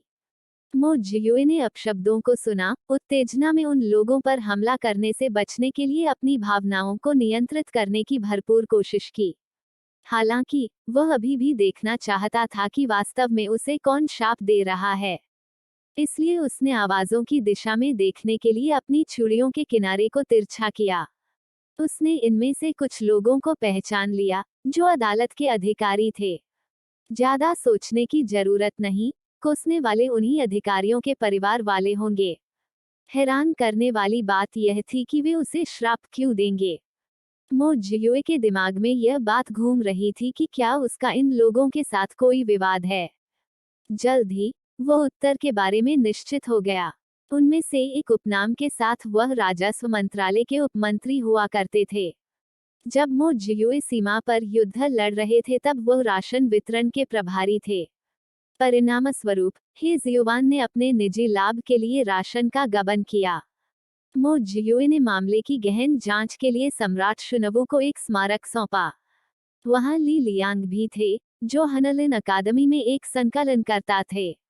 वो अभी राजधानी लौटा ही था कि ली लियांग ने पहल करते हुए मो जियुए से अपनी नाजायज बेटी को उपपत्नी के रूप में लेने के लिए कहा। मो जियुए ने उसे सिरे से खारिज कर दिया। इसके अलावा उनका ली लियांग के साथ कोई अन्य लेन देन नहीं था। सबसे ज्यादा जमकर कोसने वालों पर नजर डाले तो वो युद्ध मंत्रालय के उपमंत्री फेंग चुवांझोउ थे। फेंग चुवांझोउ युद्ध मंत्रालय के उपमंत्री हुआ करते थे और उनका मो जियुए के साथ कोई विवाद नहीं था।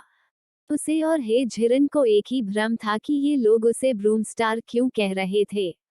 क्या ऐसा हो सकता है कि जब सम्राट ने उन्हें अपराधों के लिए दोषी ठहराया तो उसने मो जियुए को भी दोषी ठहराया। जैसे ही मो जियुए पूरी तरह से हतप्रभ था, भाभी जी फेंग रोते हुए श्राप देने वालों की ओर दौड़ी। पिता, माता, सबसे बड़ा भाई, सबसे छोटा भाई, आप सभी को भी कैसे दोषी ठहराया गया। इसमें कोई आश्चर्य नहीं कि उसके निकटतम परिवार के सदस्य उसे छोड़ने नहीं आए। जी के पिता के चेहरे पर चिंता के भाव थे। अपनी बेटी का सामना करते हुए उसने रोने से भी अधिक बदसूरत मुस्कान बिखेरी। यह पिता ही थे जिन्होंने कुछ गलत किया और महामहिम ने उन्हें दंडित किया। पिताजी, झूठ मत बोलिए। सी परिवार को ड्यूक के निवास द्वारा स्पष्ट रूप से फंसाया गया था। आप इसे मेरी बहन से क्यों छिपा रहे हैं। सी मिंग आक्रोश से भरी हुई थी। मो जियुए को घूर रही थी जो लकड़ी की गाड़ी पर लेटा हुआ था। जैसे ही जी फेंग विवरण मांगने ही वाला था, जी फादर ने जी मिंग को डांटा। सी मिंग, अपना मुंह बंद करो। क्या यह बात करने की जगह है। जी मिंग ने नाराजगी से अपने पिता की ओर देखा और असहाय होकर अपना मुंह बंद कर लिया। भाभी भी इन उल्टफेरों को समझ गईं। और तो और इतने सारे लोग जी परिवार को देख रहे थे। भले ही वह सच्चाई जानने के लिए उत्सुक थी, वह इस समय अधीर नहीं हो सकती थी। मो जियुए और हे झिरन ने भाभी को अपने पैतृक परिवार से बात करने के लिए दौड़ते देखा और उन दोनों ने कहानी को ध्यान से सुनने के लिए अपने कान खड़े कर लिए, लेकिन जी फादर समझदार थे और दोनों ने व्यर्थ ही कहानी सुनी। भाभी की तरह उन्हें यह समझने का एक और अवसर ही मिल सका कि वास्तव में क्या हुआ था। माँ मो दृढ़ थीं। अपने ससुराल वालों को देखकर, चाहे वे उसे देखकर प्रसन्न हो या नहीं, उसने अभिवादन में विनम्रता पूर्वक अपना सिर हिला दिया। अधिकारियों ने हैंडओवर पूरा कर लिया था और फिर मो परिवार के खिलाफ अपशब्दों को रोकने के लिए लापरवाही से चले गए। ये लोग अभी पूरी तरह से अपराधी की भूमिका में नहीं आए थे। अधिकारियों की फटकार का सामना करते हुए यह कहा जा सकता है कि वे न तो आज्ञाकारी थे और न ही आश्वस्त थे। उन्होंने अधिकारियों से एक के बाद एक टिप्पणी की। अफसरों की नजर में ये लोग मरे हुए लोगों से अलग नहीं थे, तो वे उन्हें कैसे भोग सकते थे। कुछ लोगों ने तुरंत अपनी कमर से कोड़े निकाले और उन लोगों पर कोड़े बरसाए जो सबसे ज्यादा गालियां दे रहे थे। ऐसा लगता है जैसे आप जीवित रहकर थक गए हैं। यदि आप इसे उत्तर पश्चिम में जीवंत नहीं बनाना चाहते हैं तो बस इतना ही कहें। उनके शरीर पर चाबुक के प्रहार ने तुरंत उनकी विवेक शक्ति छीन ली। आम लोगों के पहनावे से भी बदतर मोटे भांग के कपड़ों को देखकर उनके पास अपने परिवार की जब्ती और उनके निर्वासन के तथ्यों पर विश्वास करने के अलावा कोई विकल्प नहीं था। अधिकारियों के हाथों में चाबुकों को फिर से देखकर उनमें अब और भड़कने की हिम्मत नहीं हुई। हालांकि वे अभी भी मो परिवार की ओर घूरकर देखते रहे। मदर मो के नेतृत्व में मो महिलाओं ने उनके चेहरे की ओर देखा तक नहीं। एक अधिकारी चिल्लाया, हालांकि दिन अभी भी जल्दी है, चलो तुरंत सड़क पर उतरें। जैसे ही उसकी आवाज गिरी, राजधानी की ओर से एक गाड़ी आई। एक क्षण रुकें, कृपया रुकें, कोचवान चिल्लाया। अधिकारियों सहित हर कोई बगले झांक कर देखने लगा। गाड़ी जल्द ही काफिले के सामने रुक गई। कोचवान तुरंत नीचे कूदा और पर्दा उठा दिया। सिर लपेटे हुए दो लोग अंदर से निकले। उनके आंकड़ों से पता चलता है कि वे एक पुरुष और एक महिला थे। दोनों बुजुर्ग लग रहे थे। जैसे ही वे गाड़ी से उतरे, उनकी नजर भीड़ के बीच खोजी और अंततः ये झिरन पर जा टिकी। वह युवानमिंग तेजी से आगे बढ़ा और मुख्य अधिकारी को सौंपने के लिए एक बड़ी चांदी की सिल्लियां निकाली। ऐसा लग रहा था कि वह अपनी पहचान उजागर नहीं करना चाहता था। अधिकारी से बहुत विनम्रता से बात कर रहा था। कृपया मेरा एक काम करें। अधिकारी ने चांदी की सिल्ली को अपने हाथ में लेकर तौला। आपके पास एक अगरबत्ती जलाने के लिए आवश्यक समय है, जल्दी करें। ठीक है, ही युवानमिंग ने जवाब दिया और लिंग जुएयान को तेजी से ही झिरन की ओर चलने के लिए खींच लिया। मदर मो के पास से गुजरते समय ही युवानमिंग ने जानबूझकर अपने चेहरे पर लपेटा हुआ दुपट्टा थोड़ा नीचे खींच लिया। माँ मो ने उसे पहचान लिया और समझदारी से केवल हे झिरन को छोड़कर बाकी लोगों को दूर ले गई। अपनी बेटी को मोटे भांग के कपड़ों में देखकर लिंग जुएयान के आंसू मोतियों की टूटी हुई लड़ियों की तरह गिरे। उसने हे झिरन के दुबले पतले शरीर को कसकर गले लगाया और सिसकियों से उसका गला भराया। रनरान, यह माँ ही है जिसने तुम्हारे साथ अन्याय किया। वो माँ को तुम्हारे पिता के साथ मिलकर तुम्हें मो परिवार में शादी करने के लिए मजबूर नहीं करना चाहिए था।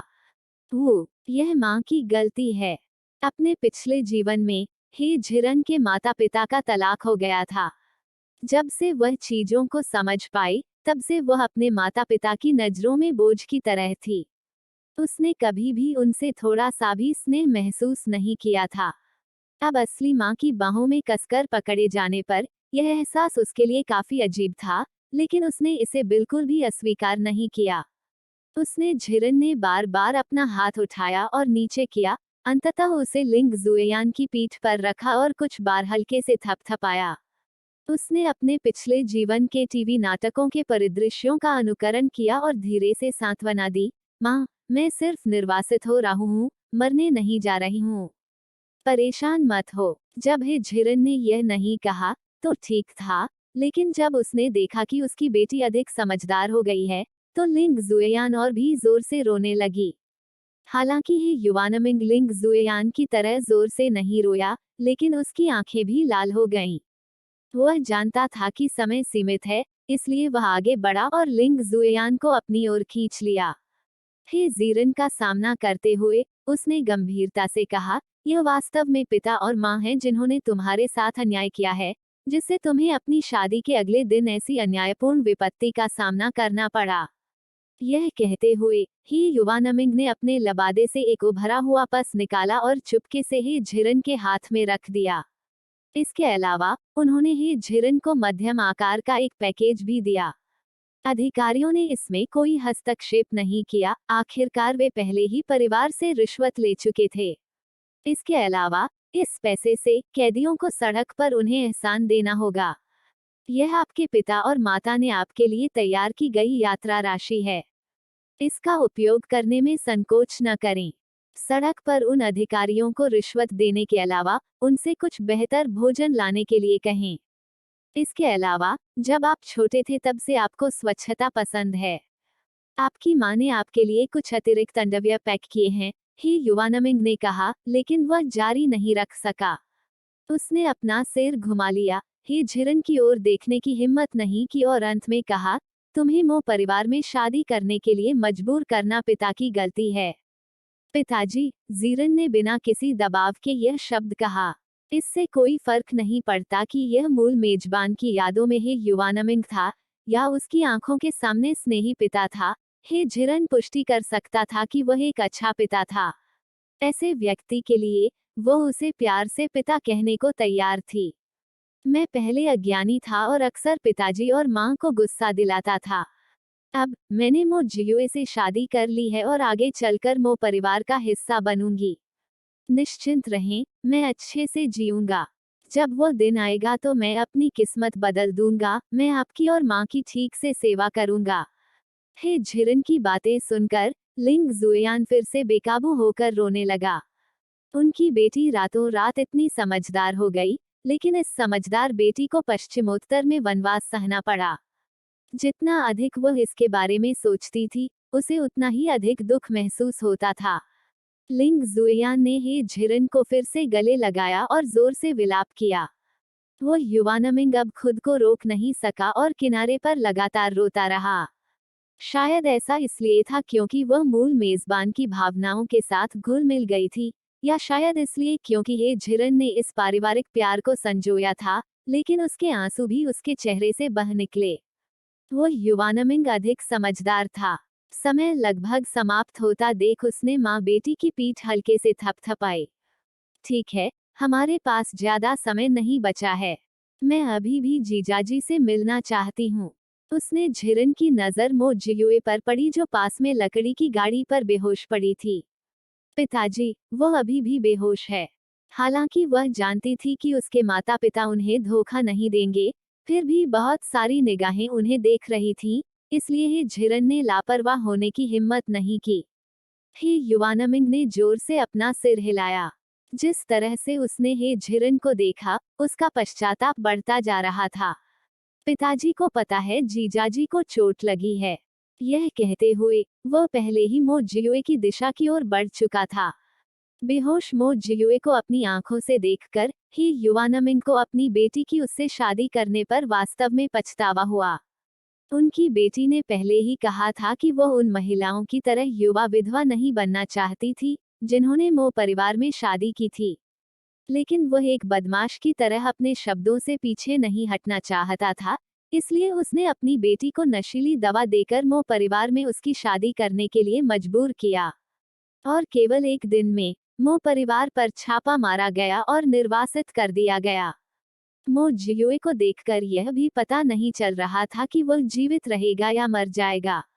अदालत में दूसरे दर्जे के वरिष्ठ अधिकारी के रूप में वह निर्वासन की कठिनाइयों को कैसे नहीं जान सकते थे। मो जियुए की वर्तमान स्थिति का उल्लेख नहीं किया गया है, भले ही वह अभी ठीक हो, निर्वासन के स्थान पर सुरक्षित रूप से पहुंचना आसान नहीं होगा। ऐसा लगता था कि उसकी बेटी की किस्मत में विधवा होना लिखा था। वह केवल यही आशा कर सकता था कि उसे सौभाग्य का आशीर्वाद मिलेगा और वह उत्तर पश्चिम में सुरक्षित पहुंच जाएगी। जब सम्राट मो परिवार से कम सावधान रहता था, तो वह अपनी बेटी को उत्तर पश्चिम से वापस लाने का एक रास्ता खोजता था। मो जियुए को देखकर लिंग जुयान अपने आंसू पोंछता रहा, हे झिरन के लिए और अधिक दिल का दर्द महसूस कर रहा था। साथ ही उसे अपनी बेटी की शादी मो परिवार में करने की जिद पर पछतावा हुआ। ही युवानमिंग ने खुद को व्यवस्थित करने के लिए संघर्ष किया। उसने एक ऐसा कोण ढूंढा जिसे अधिकारी नहीं देख सके। उसने अपने लबादे से एक पत्र निकाला और उसे मो जियुए के कपड़ों में छिपा दिया। फिर वह खड़ा हुआ और बूढ़ी महिला मो की ओर देखा, सास, रानन को हमारे परिवार ने बिगाड़ दिया है। यदि वह ठीक से व्यवहार नहीं करती है, तो कृपया उदार बने और उसके लिए और अधिक भत्ते की व्यवस्था करें। जीजाजी क्या कह रहे हैं? वह लड़की चतुर और जीवंत है। मुझे वह बहुत पसंद है, बूढ़ी महिला मो ने उत्तर दिया। चूंकि यह मामला है, मैं छुट्टी ले लूंगा। ही युवानमिंग ने इससे अधिक कुछ नहीं कहा। उसने अभी भी रो रहे लिंग जुएयान को खींचा और जाने के लिए मुड़ा। लिंग जुएयान ने हर 3 कदम पर हे झिरन को देखा, अनिच्छा से अपनी बेटी को लंबे समय तक देखता रहा जब तक कि वह अपनी परछाई नहीं देख सकी। इस अचानक पारिवारिक स्नेह ने हे झिरन को मिश्रित भावनाओं से भर दिया। वह वास्तव में ऐसे समझदार माता पिता के लिए मूल मेजबान से ईर्ष्या करती थी जो उसे प्यार करते थे। यह अफसोस की बात थी कि मूल मेजबान बदकिस्मत था और उसका यह पारिवारिक बंधन केवल 17 वर्षों के लिए था। तो अब से वह मूल मेजबान की जगह लेगी और अपने माता पिता की सेवा करेगी। हालांकि यह शपथ कुछ हद तक दूर थी, ही झिरन का मानना कि जब तक मो जियुए जीवित रहेगा, मो परिवार के पास निश्चित रूप से राजधानी शहर लौटने का एक दिन होगा। हे झिरन को डेक में खड़ा देखकर कई भाभियां तुरंत उसे सांत्वना देने के लिए आईं। युवा बहनों, उदास मत हो। ही युवानमिंग एक ईमानदार अधिकारी है और निश्चित रूप से सुरक्षित रहेगा। यह सही है छोटी बहन। देखो तुम कितनी भाग्यशाली हो कि तुम्हारे माता पिता तुम्हें छोड़ने के लिए व्यक्तिगत रूप से आए। मेरी तरह नहीं, मेरे परिवार से किसी की परछाई भी नहीं थी। उद्धरण चिन्ह डॉट डॉट डॉट उद्धरण चिन्ह। उसने झिरन को अपनी भाभियों की दयालुता महसूस की और उन्हें देखकर मुस्कुराई। बहनें, चिंता मत करो, मुझे विश्वास है कि हमारे पास लौटने का एक दिन होगा। जैसे ही भाभियां कुछ और कहना चाहती थीं, अधिकारियों ने उनसे आगे बढ़ने का आग्रह किया। ठीक है, इधर उधर खड़ा होना बंद करो, जल्दी करो और आगे बढ़ो। उसने झिरन ने अपनी आंखों के कोने पर बचे हुए आंसुओं को पोंछने के लिए अपनी आस्तीन का इस्तेमाल किया और मो जियुए की गाड़ी को आगे बढ़ने के लिए धक्का दिया। तीसरी भाभी ने पकड़ने की जल्दी की। युवा बहन, मुझे तुम्हारी मदद करने दो। बूढ़ी महिला मो ने यह भी कहा, यात्रा करते समय गाड़ी को धक्का देना आसान नहीं है। चलो बारी बारी से चलते हैं। प्राचीन समय में सड़कें गंदगी भरी होती थीं और उनमें अक्सर गड्ढे और गड्ढे होते थे, जिससे गाड़ियां बिना रुके हिलती थीं। साथ ही आधे महीने से अधिक समय से बारिश नहीं हुई थी और मौसम बहुत गर्म था, जिससे हर किसी को अत्यधिक पसीना आ रहा था। कभी कभी हवा का झोंका आता, जिससे उनकी खुली त्वचा पर धूल चिपक जाती। शाम को जब वे आराम करने के लिए रुके, तब तक अधिकारियों सहित सभी लोग सिर से पैर तक गंदगी से लथपथ थे। मो परिवार के सदस्य अपने पैब लगे मोटे कपड़े और जूतों में एक दूसरे को देख रहे थे, इसलिए पहने हुए रंग अलग अलग थे, भिखारियों के समूह से अलग नहीं लग रहे थे। हालांकि उसने झिरन को केवल आधे घंटे से भी कम समय तक गाड़ी को आगे बढ़ाया था, लेकिन वह थक गई थी। आखिरकार यह शरीर हमेशा बिना अधिक सहन शक्ति के नाजुक और लाड़ प्यार वाला रहा है। यात्रा के आधे दिन में ही वह इतनी थक गई थी कि वह जमीन पर गिर पड़ी और उठने में असमर्थ हो गई। बाकी लोग भी वैसे ही थे, दुख से कराहते हुए उनकी कमर थकावट से दुख रही थी। इसके अलावा उन्होंने जल्दी नाश्ता कर लिया था, इसलिए उनके आखिरी भोजन के बाद पूरा दिन हो गया था। उनकी ऊर्जा पूरी तरह खर्च हो चुकी थी और वे भूख से मर रहे थे और उनका पेट उनकी पीठ पर पिस रहा था। चूंकि ये झिरन के निर्वासन का यह केवल पहला दिन था, उसे उनके भोजन से कोई अपेक्षा नहीं थी। जैसे ही वह सोच में खोई हुई थी, मुख्य अधिकारी जोर से चिल्लाया, रात के खाने का समय। मोटे आटे से बने बंस मुफ्त हैं, प्रति व्यक्ति एक। सफेद आटे के बंस 2 बंस के लिए 2 टन चांदी के हैं। कोई चांदी नहीं, कोई फैंसी नहीं। अधिकारी की चिल्लाहट सुनकर वह झिरन लगभग हंसने लगा। ये अधिकारी काफी चालाक थे, भोजन का मूल्य निर्धारण ऐसे करते थे मानो उन्हें लूट रहे हों। यह सुनकर मोहन्यू ने बूढ़ी महिला मो की बांह पकड़ ली और शिकायत की, माँ, मैं मोटे उबले बंस नहीं खाना चाहता। हालांकि उसने कभी उबले हुए मोटे बन नहीं खाए थे, लेकिन उसने नौकरों से सुना था कि वे आपके गले को कच्चा ही खरोंच सकते हैं। इसके बारे में सोचकर ही वह डर गई। बूढ़ी औरत मो अब दरिद्र थी। अपनी बेटी को निर्वासित होते हुए भी अभी भी चुनने और चयन करने में उधम मचाते हुए देखकर उसका चेहरा तुरंत कठोर हो गया। हन्यू, यदि आप सफेद आटे के बंस चाहते हैं, तो उनके बदले चांदी का उपयोग करें। मोहन्यू ने बूढ़ी महिला मो को चौड़ी आंखों से देखा, उसका चेहरा अविश्वास से भरा था। माँ, मुझे चांदी कहाँ से मिलेगी? अगर चांदी नहीं है, तो खाने के लिए जो कुछ भी है खा लो। बूढ़ी महिला मो को अपनी बेटी से कोई सहानुभूति नहीं थी। बात सिर्फ इतनी थी कि जब उसने मो निवास छोड़ा, तो उसके द्वारा छिपाए गए सभी चांदी के बिल जब्त कर लिए गए, और अब वह भी दरिद्र थी। हालांकि बहुओं के पास कुछ चांदी थी, लेकिन बड़ी होने के नाते वह युवा पीढ़ी से पैसे मांगने की हिम्मत नहीं कर पाती थी। माँ, मेरे पास यहाँ थोड़ी चांदी है, मैं जाकर यमीन धावकों से कुछ सफेद आटे से बने उबले हुए बंस क्यों नहीं खरीद लेती? आमतौर पर जीवंत और प्यारी छोटी बहन को खाने के लिए भोजन की कमी के कारण आंसू बहाते हुए देखकर तीसरी भाभी को कुछ परेशानी महसूस हुई। भाभी, चिंता मत करो, पहले देखते हैं बाकी लोग क्या कर रहे हैं। यही झिरन का इरादा था। राष्ट्रीय खजाने की सारी चांदी उसके पास थी, इसलिए निश्चित रूप से वह अपने परिवार के लिए खाने के लिए कुछ सफेद आटे की उबली हुई बंस खरीदने में संकोच नहीं करेगी। यह सिर्फ इतना था कि उन्हें अब तक केवल एक दिन के लिए निर्वासित किया गया था, और वह अभी तक यमन धावकों और अन्य निर्वासितों के साथ स्थिति का पता नहीं लगा पाई थी, इसलिए वह अपनी क्षमताओं का बहुत अधिक खुलासा नहीं करना चाहती थी। वह सही है, आइए निर्णय लेने से पहले देख लें। बूढ़ी औरत मो भी हे झिरन के प्रस्ताव से सहमत थी। सभी मो परिवार ने बिना कोई कार्रवाई किए इंतजार करो और देखो का रवैया बनाए रखते हुए आज्ञाकारी ढंग से सुना। जिसके बारे में बात करते हुए अन्य 4 निर्वासित परिवार वास्तव में बदकिस्मत थे। उन्हें मो परिवार के समान ही संपत्ति जब्त करने और निर्वासन का शाही आदेश प्राप्त हुआ था, व्यवहारिक रूप से किसी भी चेतावनी के बिना। इसे सम्राट शुनवु की अचानक हुई सनक कहा जा सकता है। बस इसी वजह से इन चारों परिवारों को दरिद्र कहा जा सकता है। निर्वासित दोषियों की सुरक्षा करना आमतौर पर एक आकर्षक काम था। उन्होंने हमेशा कैदियों को छोड़ने आने वाले रिश्तेदारों की ओर से आंखें मूंद ली थीं, और ऐसा करने में वे खुश भी होते थे। केवल इसी तरीके से कैदियों के पास कुछ पैसे होंगे। यदि कैदियों के पास पैसा होता तो यमीन धावकों को लाभ होता। लेकिन कौन जानता था, थोड़ी देर तक चिल्लाने के बाद कि एक उबले हुए बन की कीमत 1 या 2 चांदी के सिक्कों की होती है, एक भी व्यक्ति उन्हें खरीदने के लिए पैसे लेकर आगे नहीं आया।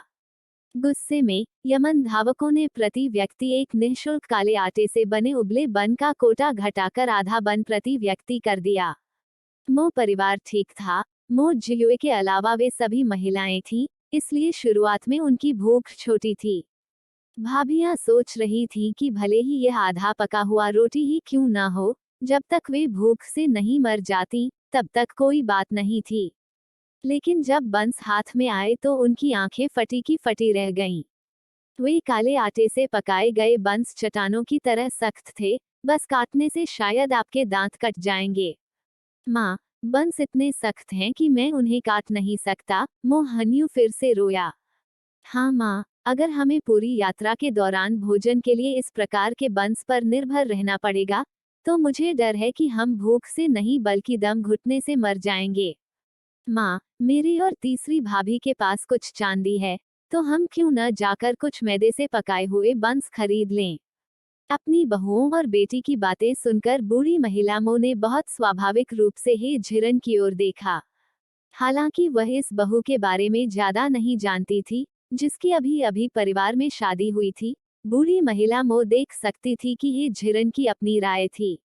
उसने झिरन ने धीरे से ओल्ड लेडी मो की ओर अपना सिर हिलाया। माँ, अधीर मत हो, थोड़ी देर और देखते हैं।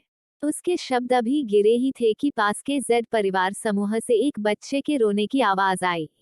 दूसरी भाभी यह देखने के लिए जल्दी से वहां पहुंची कि क्या हो रहा है। बड़े भाई, लिना को क्या दिक्कत है? सी चाओ की आंखें दिल के दर्द से भरी थीं। उसने अपनी हथेली जी फैंग की ओर बढ़ा दी। लिन का ढीला दूध का दांत उबले हुए बन के कारण टूट गया। दोबारा देखने पर 5 वर्षीय झीलिन के होठों के कोनों पर अभी भी खून के निशान थे। सीलिन जी परिवार का एकमात्र पोता था, और इस बच्चे को बचपन से ही बहुत अच्छी तरह से शिक्षित, आज्ञाकारी और समझदार बनाया गया था। सी फैंग ने मो इरलांग से केवल 3 महीने ही शादी की थी जब दुखद खबर आई कि मो इरलांग की युद्ध के मैदान में मृत्यु हो गई थी। दुर्भाग्यवश शादी के बाद वह अपने बच्चे को जन्म देने में सफल नहीं हो पाई। यह जानते हुए कि इस जीवन काल में उसकी कोई संतान नहीं होगी, उसने अपना पूरा दिल और दिमाग अपने समझदार और आज्ञाकारी भतीजे को समर्पित कर दिया, यहाँ तक कि उसने यह भी सोचा कि बुढ़ापे में उसका भतीजा उसका भरण पोषण करेगा। इसलिए जी लिन के लिए जी फैंग की भावनाएं औसत चाची भतीजे के रिश्ते से कहीं अधिक गहरी थीं। रोते समय जी लिन के होठों के कोने से अभी भी खून बह रहा था। यह देखकर जी फैंग के दिल में असहनीय दर्द हुआ। उसने झी लिन के हाथ से मोटा पका हुआ बन छीन लिया और उसे जमीन पर फेंक दिया, फिर यमन धावकों से बहस करने लगी। हालांकि हमें निर्वासित कर दिया गया है, फिर भी हमें मौत की सजा नहीं दी गई है, इसलिए हमें अभी भी जीने का अधिकार है। हमें ये रॉक हार्ड स्टीम्ड बंस दे रहे हैं जो कि कौन जानता है कि कब तक खाना है। हमें उत्तर पश्चिम तक पहुंचने के लिए कैसे जीवित रहना चाहिए। झिरन को पता था कि चीजें खराब हो रही हैं, और वह जल्दी से दूसरी भाभी की ओर भागा। क्योंकि उसकी तेज नजरों ने पहले ही देख लिया था कि यामीन धावक अपने चाबुक निकाल रहे हैं, तभी दूसरी भाभी ने उन्हें डांटना शुरू कर दिया।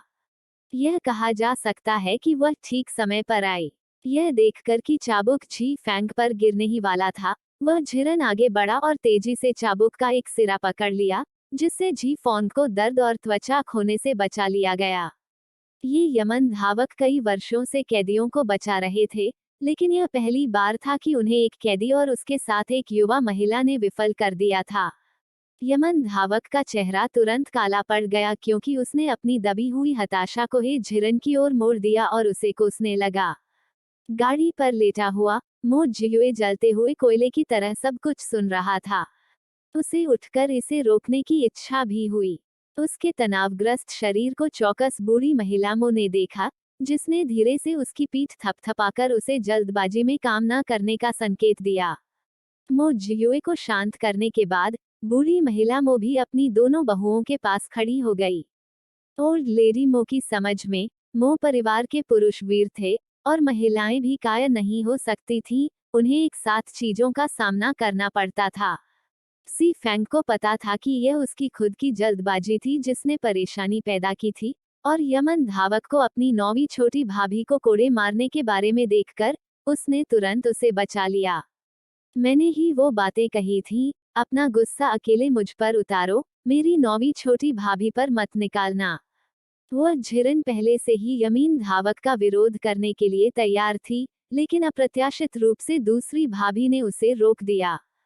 चिंता में उसने दूसरी भाभी का कॉलर पकड़ लिया और उसे पीछे खींच लिया, जबकि उसके दूसरे हाथ ने उस पर फिर से बरसाए गए चाबुक को पकड़ लिया। चतुराईपूर्वक बल लगाकर उसने यमीन धावक के हाथ से चाबुक छीन लिया और उसे अपने हाथ में ले लिया।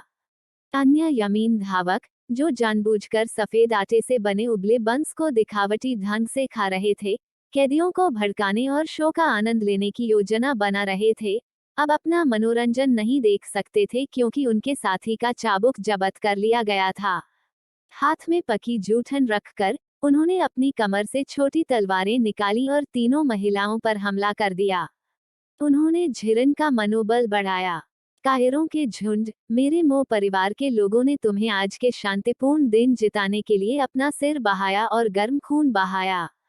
अब मेरे मो परिवार को फंसा दिया गया है और यहीं तक सीमित कर दिया गया है, फिर भी आप लोग किसी को तब लात मारते हैं जब वो नीचे होता है। अपनी ताकत दिखाने के लिए हम कमजोर महिलाओं को धमकाते हैं।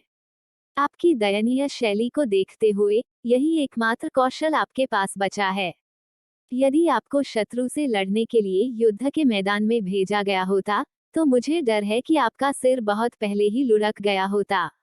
सीरंग के शब्दों में धार्मिकता झलक रही थी। बूढ़ी महिला मो को तुरंत अपने गर्म खून में उबाल महसूस हुआ। सही कहा, एक मो परिवार की महिला को ऐसा ही होना चाहिए। जैसे ही वह बोल रही थी, ओल्ड लेडी मो ने यमन धावकों के भावों को स्कैन किया। यह देखा जा सकता है कि सभी यमीन धावक खलनायक लोग नहीं थे, कुछ ने पहले ही चुपचाप अपने हथियार हटा दिए थे और प्रतीक्षा करने और देखने की मुद्रा अपना ली थी। दोनों पक्ष गतिरोध में थे, कोई भी पहला कदम नहीं उठा रहा था। झिरन ने कोई कदम नहीं उठाया, इसलिए नहीं कि वह इन अधिकारियों से डरती थी, बल्कि इसलिए क्योंकि वह इस बात का बड़ा बतंगड़ नहीं बनाना चाहती थी। आखिरकार आगे का रास्ता अभी भी लंबा था। इतनी छोटी सी बात पर इतना बड़ा हंगामा करने से मो परिवार को कोई फायदा नहीं होगा। जहां तक अधिकारियों की बात है, जिन्होंने अपने हथियार नहीं डाले थे, वे वास्तव में ओल्ड लेडी मो और हे झिरन की आभा से भयभीत थे।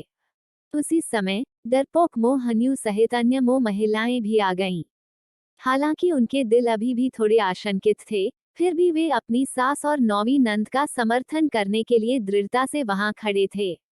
गतिरोध के बीच जी परिवार के अलावा 3 परिवारों के लोगों ने बात की। अधिकारी, मो महिलाओं से मूर्ख मत बनो। वे सिर्फ तुम्हें भ्रमित करना चाहते हैं और दर्द से बचना चाहते हैं। वह सही है। मो परिवार का योगदान पुराने ड्यूक और उनके 8 बेटों का था। भले ही वे युद्ध के मैदान में नहीं मरते, लेकिन गद्दार मो जियुए ने उन्हें क्रोधित होकर मौत के घाट उतार दिया होता। यहाँ तक कि हमें मो जियुए ने भी फंसाया था। ऐसे व्यक्ति से निपटने में कोई छूट कैसे हो सकती है? यह सही है। मो जियुए द्वारा सभी मो महिलाओं का ब्रेन वॉश किया गया है। उनमें से एक भी अच्छा नहीं है। अधिकारी, उन्हें मारो। नर्म मत बनो। सी परिवार दुविधा में था। वे मो परिवार से नफरत करते थे, लेकिन वे यह भी जानते थे कि यह मामला जी फोंग द्वारा उकसाया गया था, और मो परिवार अप्रत्यक्ष रूप से जी फोंग की सहायता करके उनकी मदद कर रहा था। इस पर विचार करने के बाद जी तियानहाई ने फिर भी न्याय के साथ बात की। मुझे इसकी परवाह नहीं है कि मो जियुए ने क्या किया। मैं बस इतना जानता हूँ कि इनमें से ज्यादातर महिलाएं नायकों की विधवाएं हैं।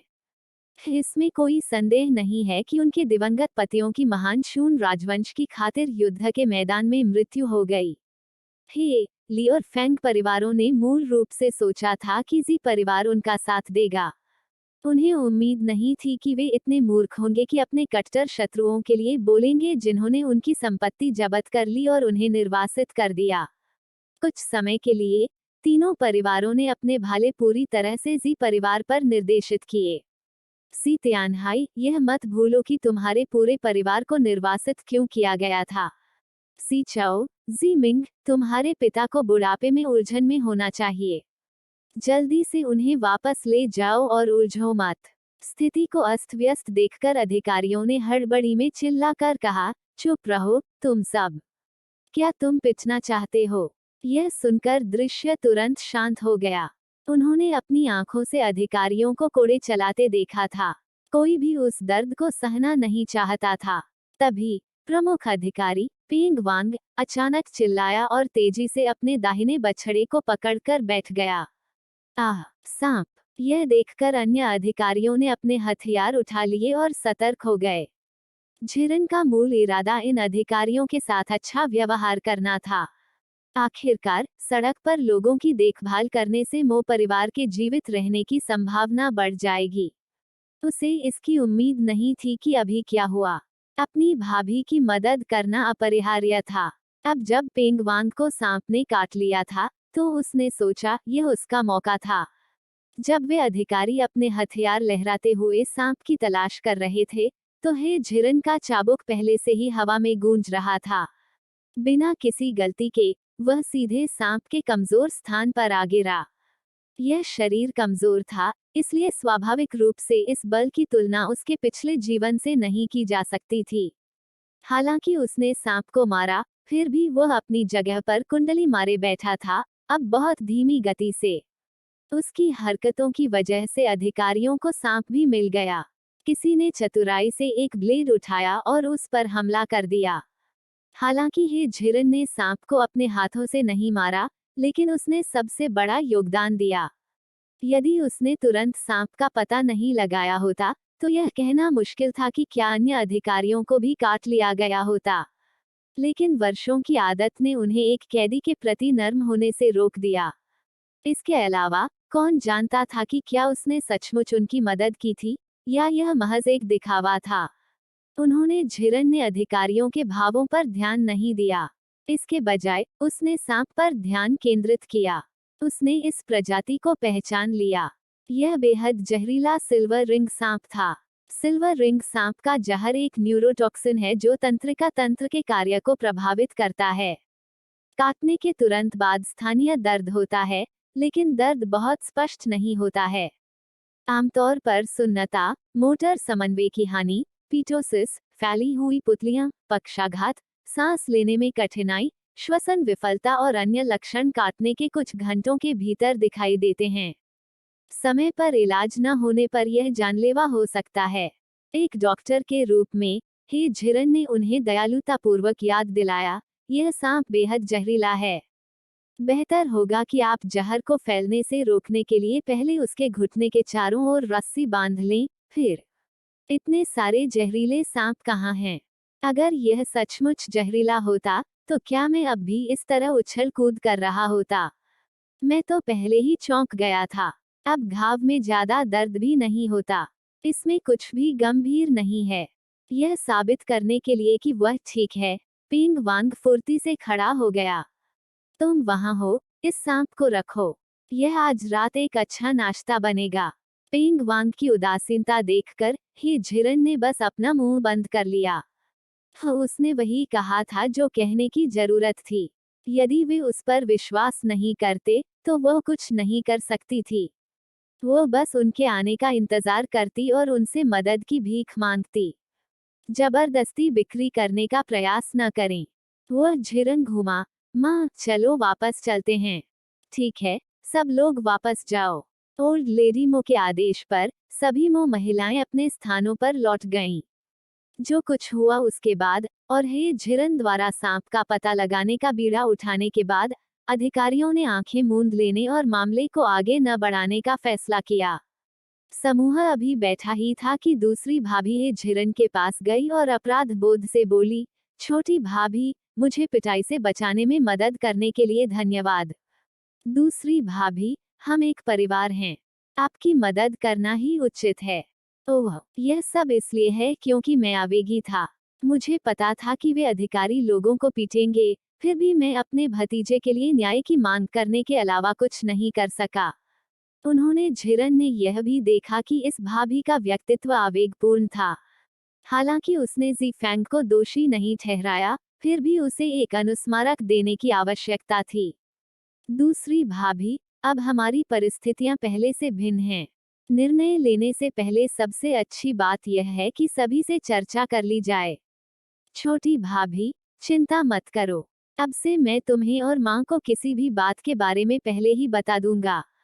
उन्होंने झिरन को महसूस किया कि अभी के लिए यह पर्याप्त चेतावनी थी। वो उठी और अपने ऊपर से धूल साफ की। हमारे चारों ओर झाड़ियां हैं और भी सांप दिखाई दे सकते हैं। मैं जाकर देखूंगा। हे झिरन की बातें सुनकर मो जियुए उसके बारे में और भी अधिक उत्सुक हो गए। संभवतः वह उस महिला के बारे में कुछ नहीं जान सका जिससे उसकी कई वर्षों से मंगनी हुई थी। मो जियुए के दिमाग में वह झिरन सिर्फ एक बुद्धिहीन युवा लड़की थी जो बहुत खराब भी थी। हालांकि केवल एक दिन की बातचीत के बाद इस महिला में कोई भी गुण प्रदर्शित नहीं हुआ जिसके बारे में वह जानता था कि उसमें होना चाहिए। इतना ही नहीं, उसके पास राष्ट्रीय खजाने को चुपचाप खाली करने की क्षमता भी थी, साथ ही वह हथियार भी था जिसका इस्तेमाल उसने काओ रेन को मारने के लिए किया था। यह बिल्कुल अभूतपूर्व था। मो जियुए ने कितना भी दिमाग लगाया, वह इसके पीछे का कारण नहीं समझ सका। इसके अलावा उसके मुंह से निकला हर शब्द मधुर और सशक्त था, अदालत के वाकपटु अधिकारियों से कम नहीं।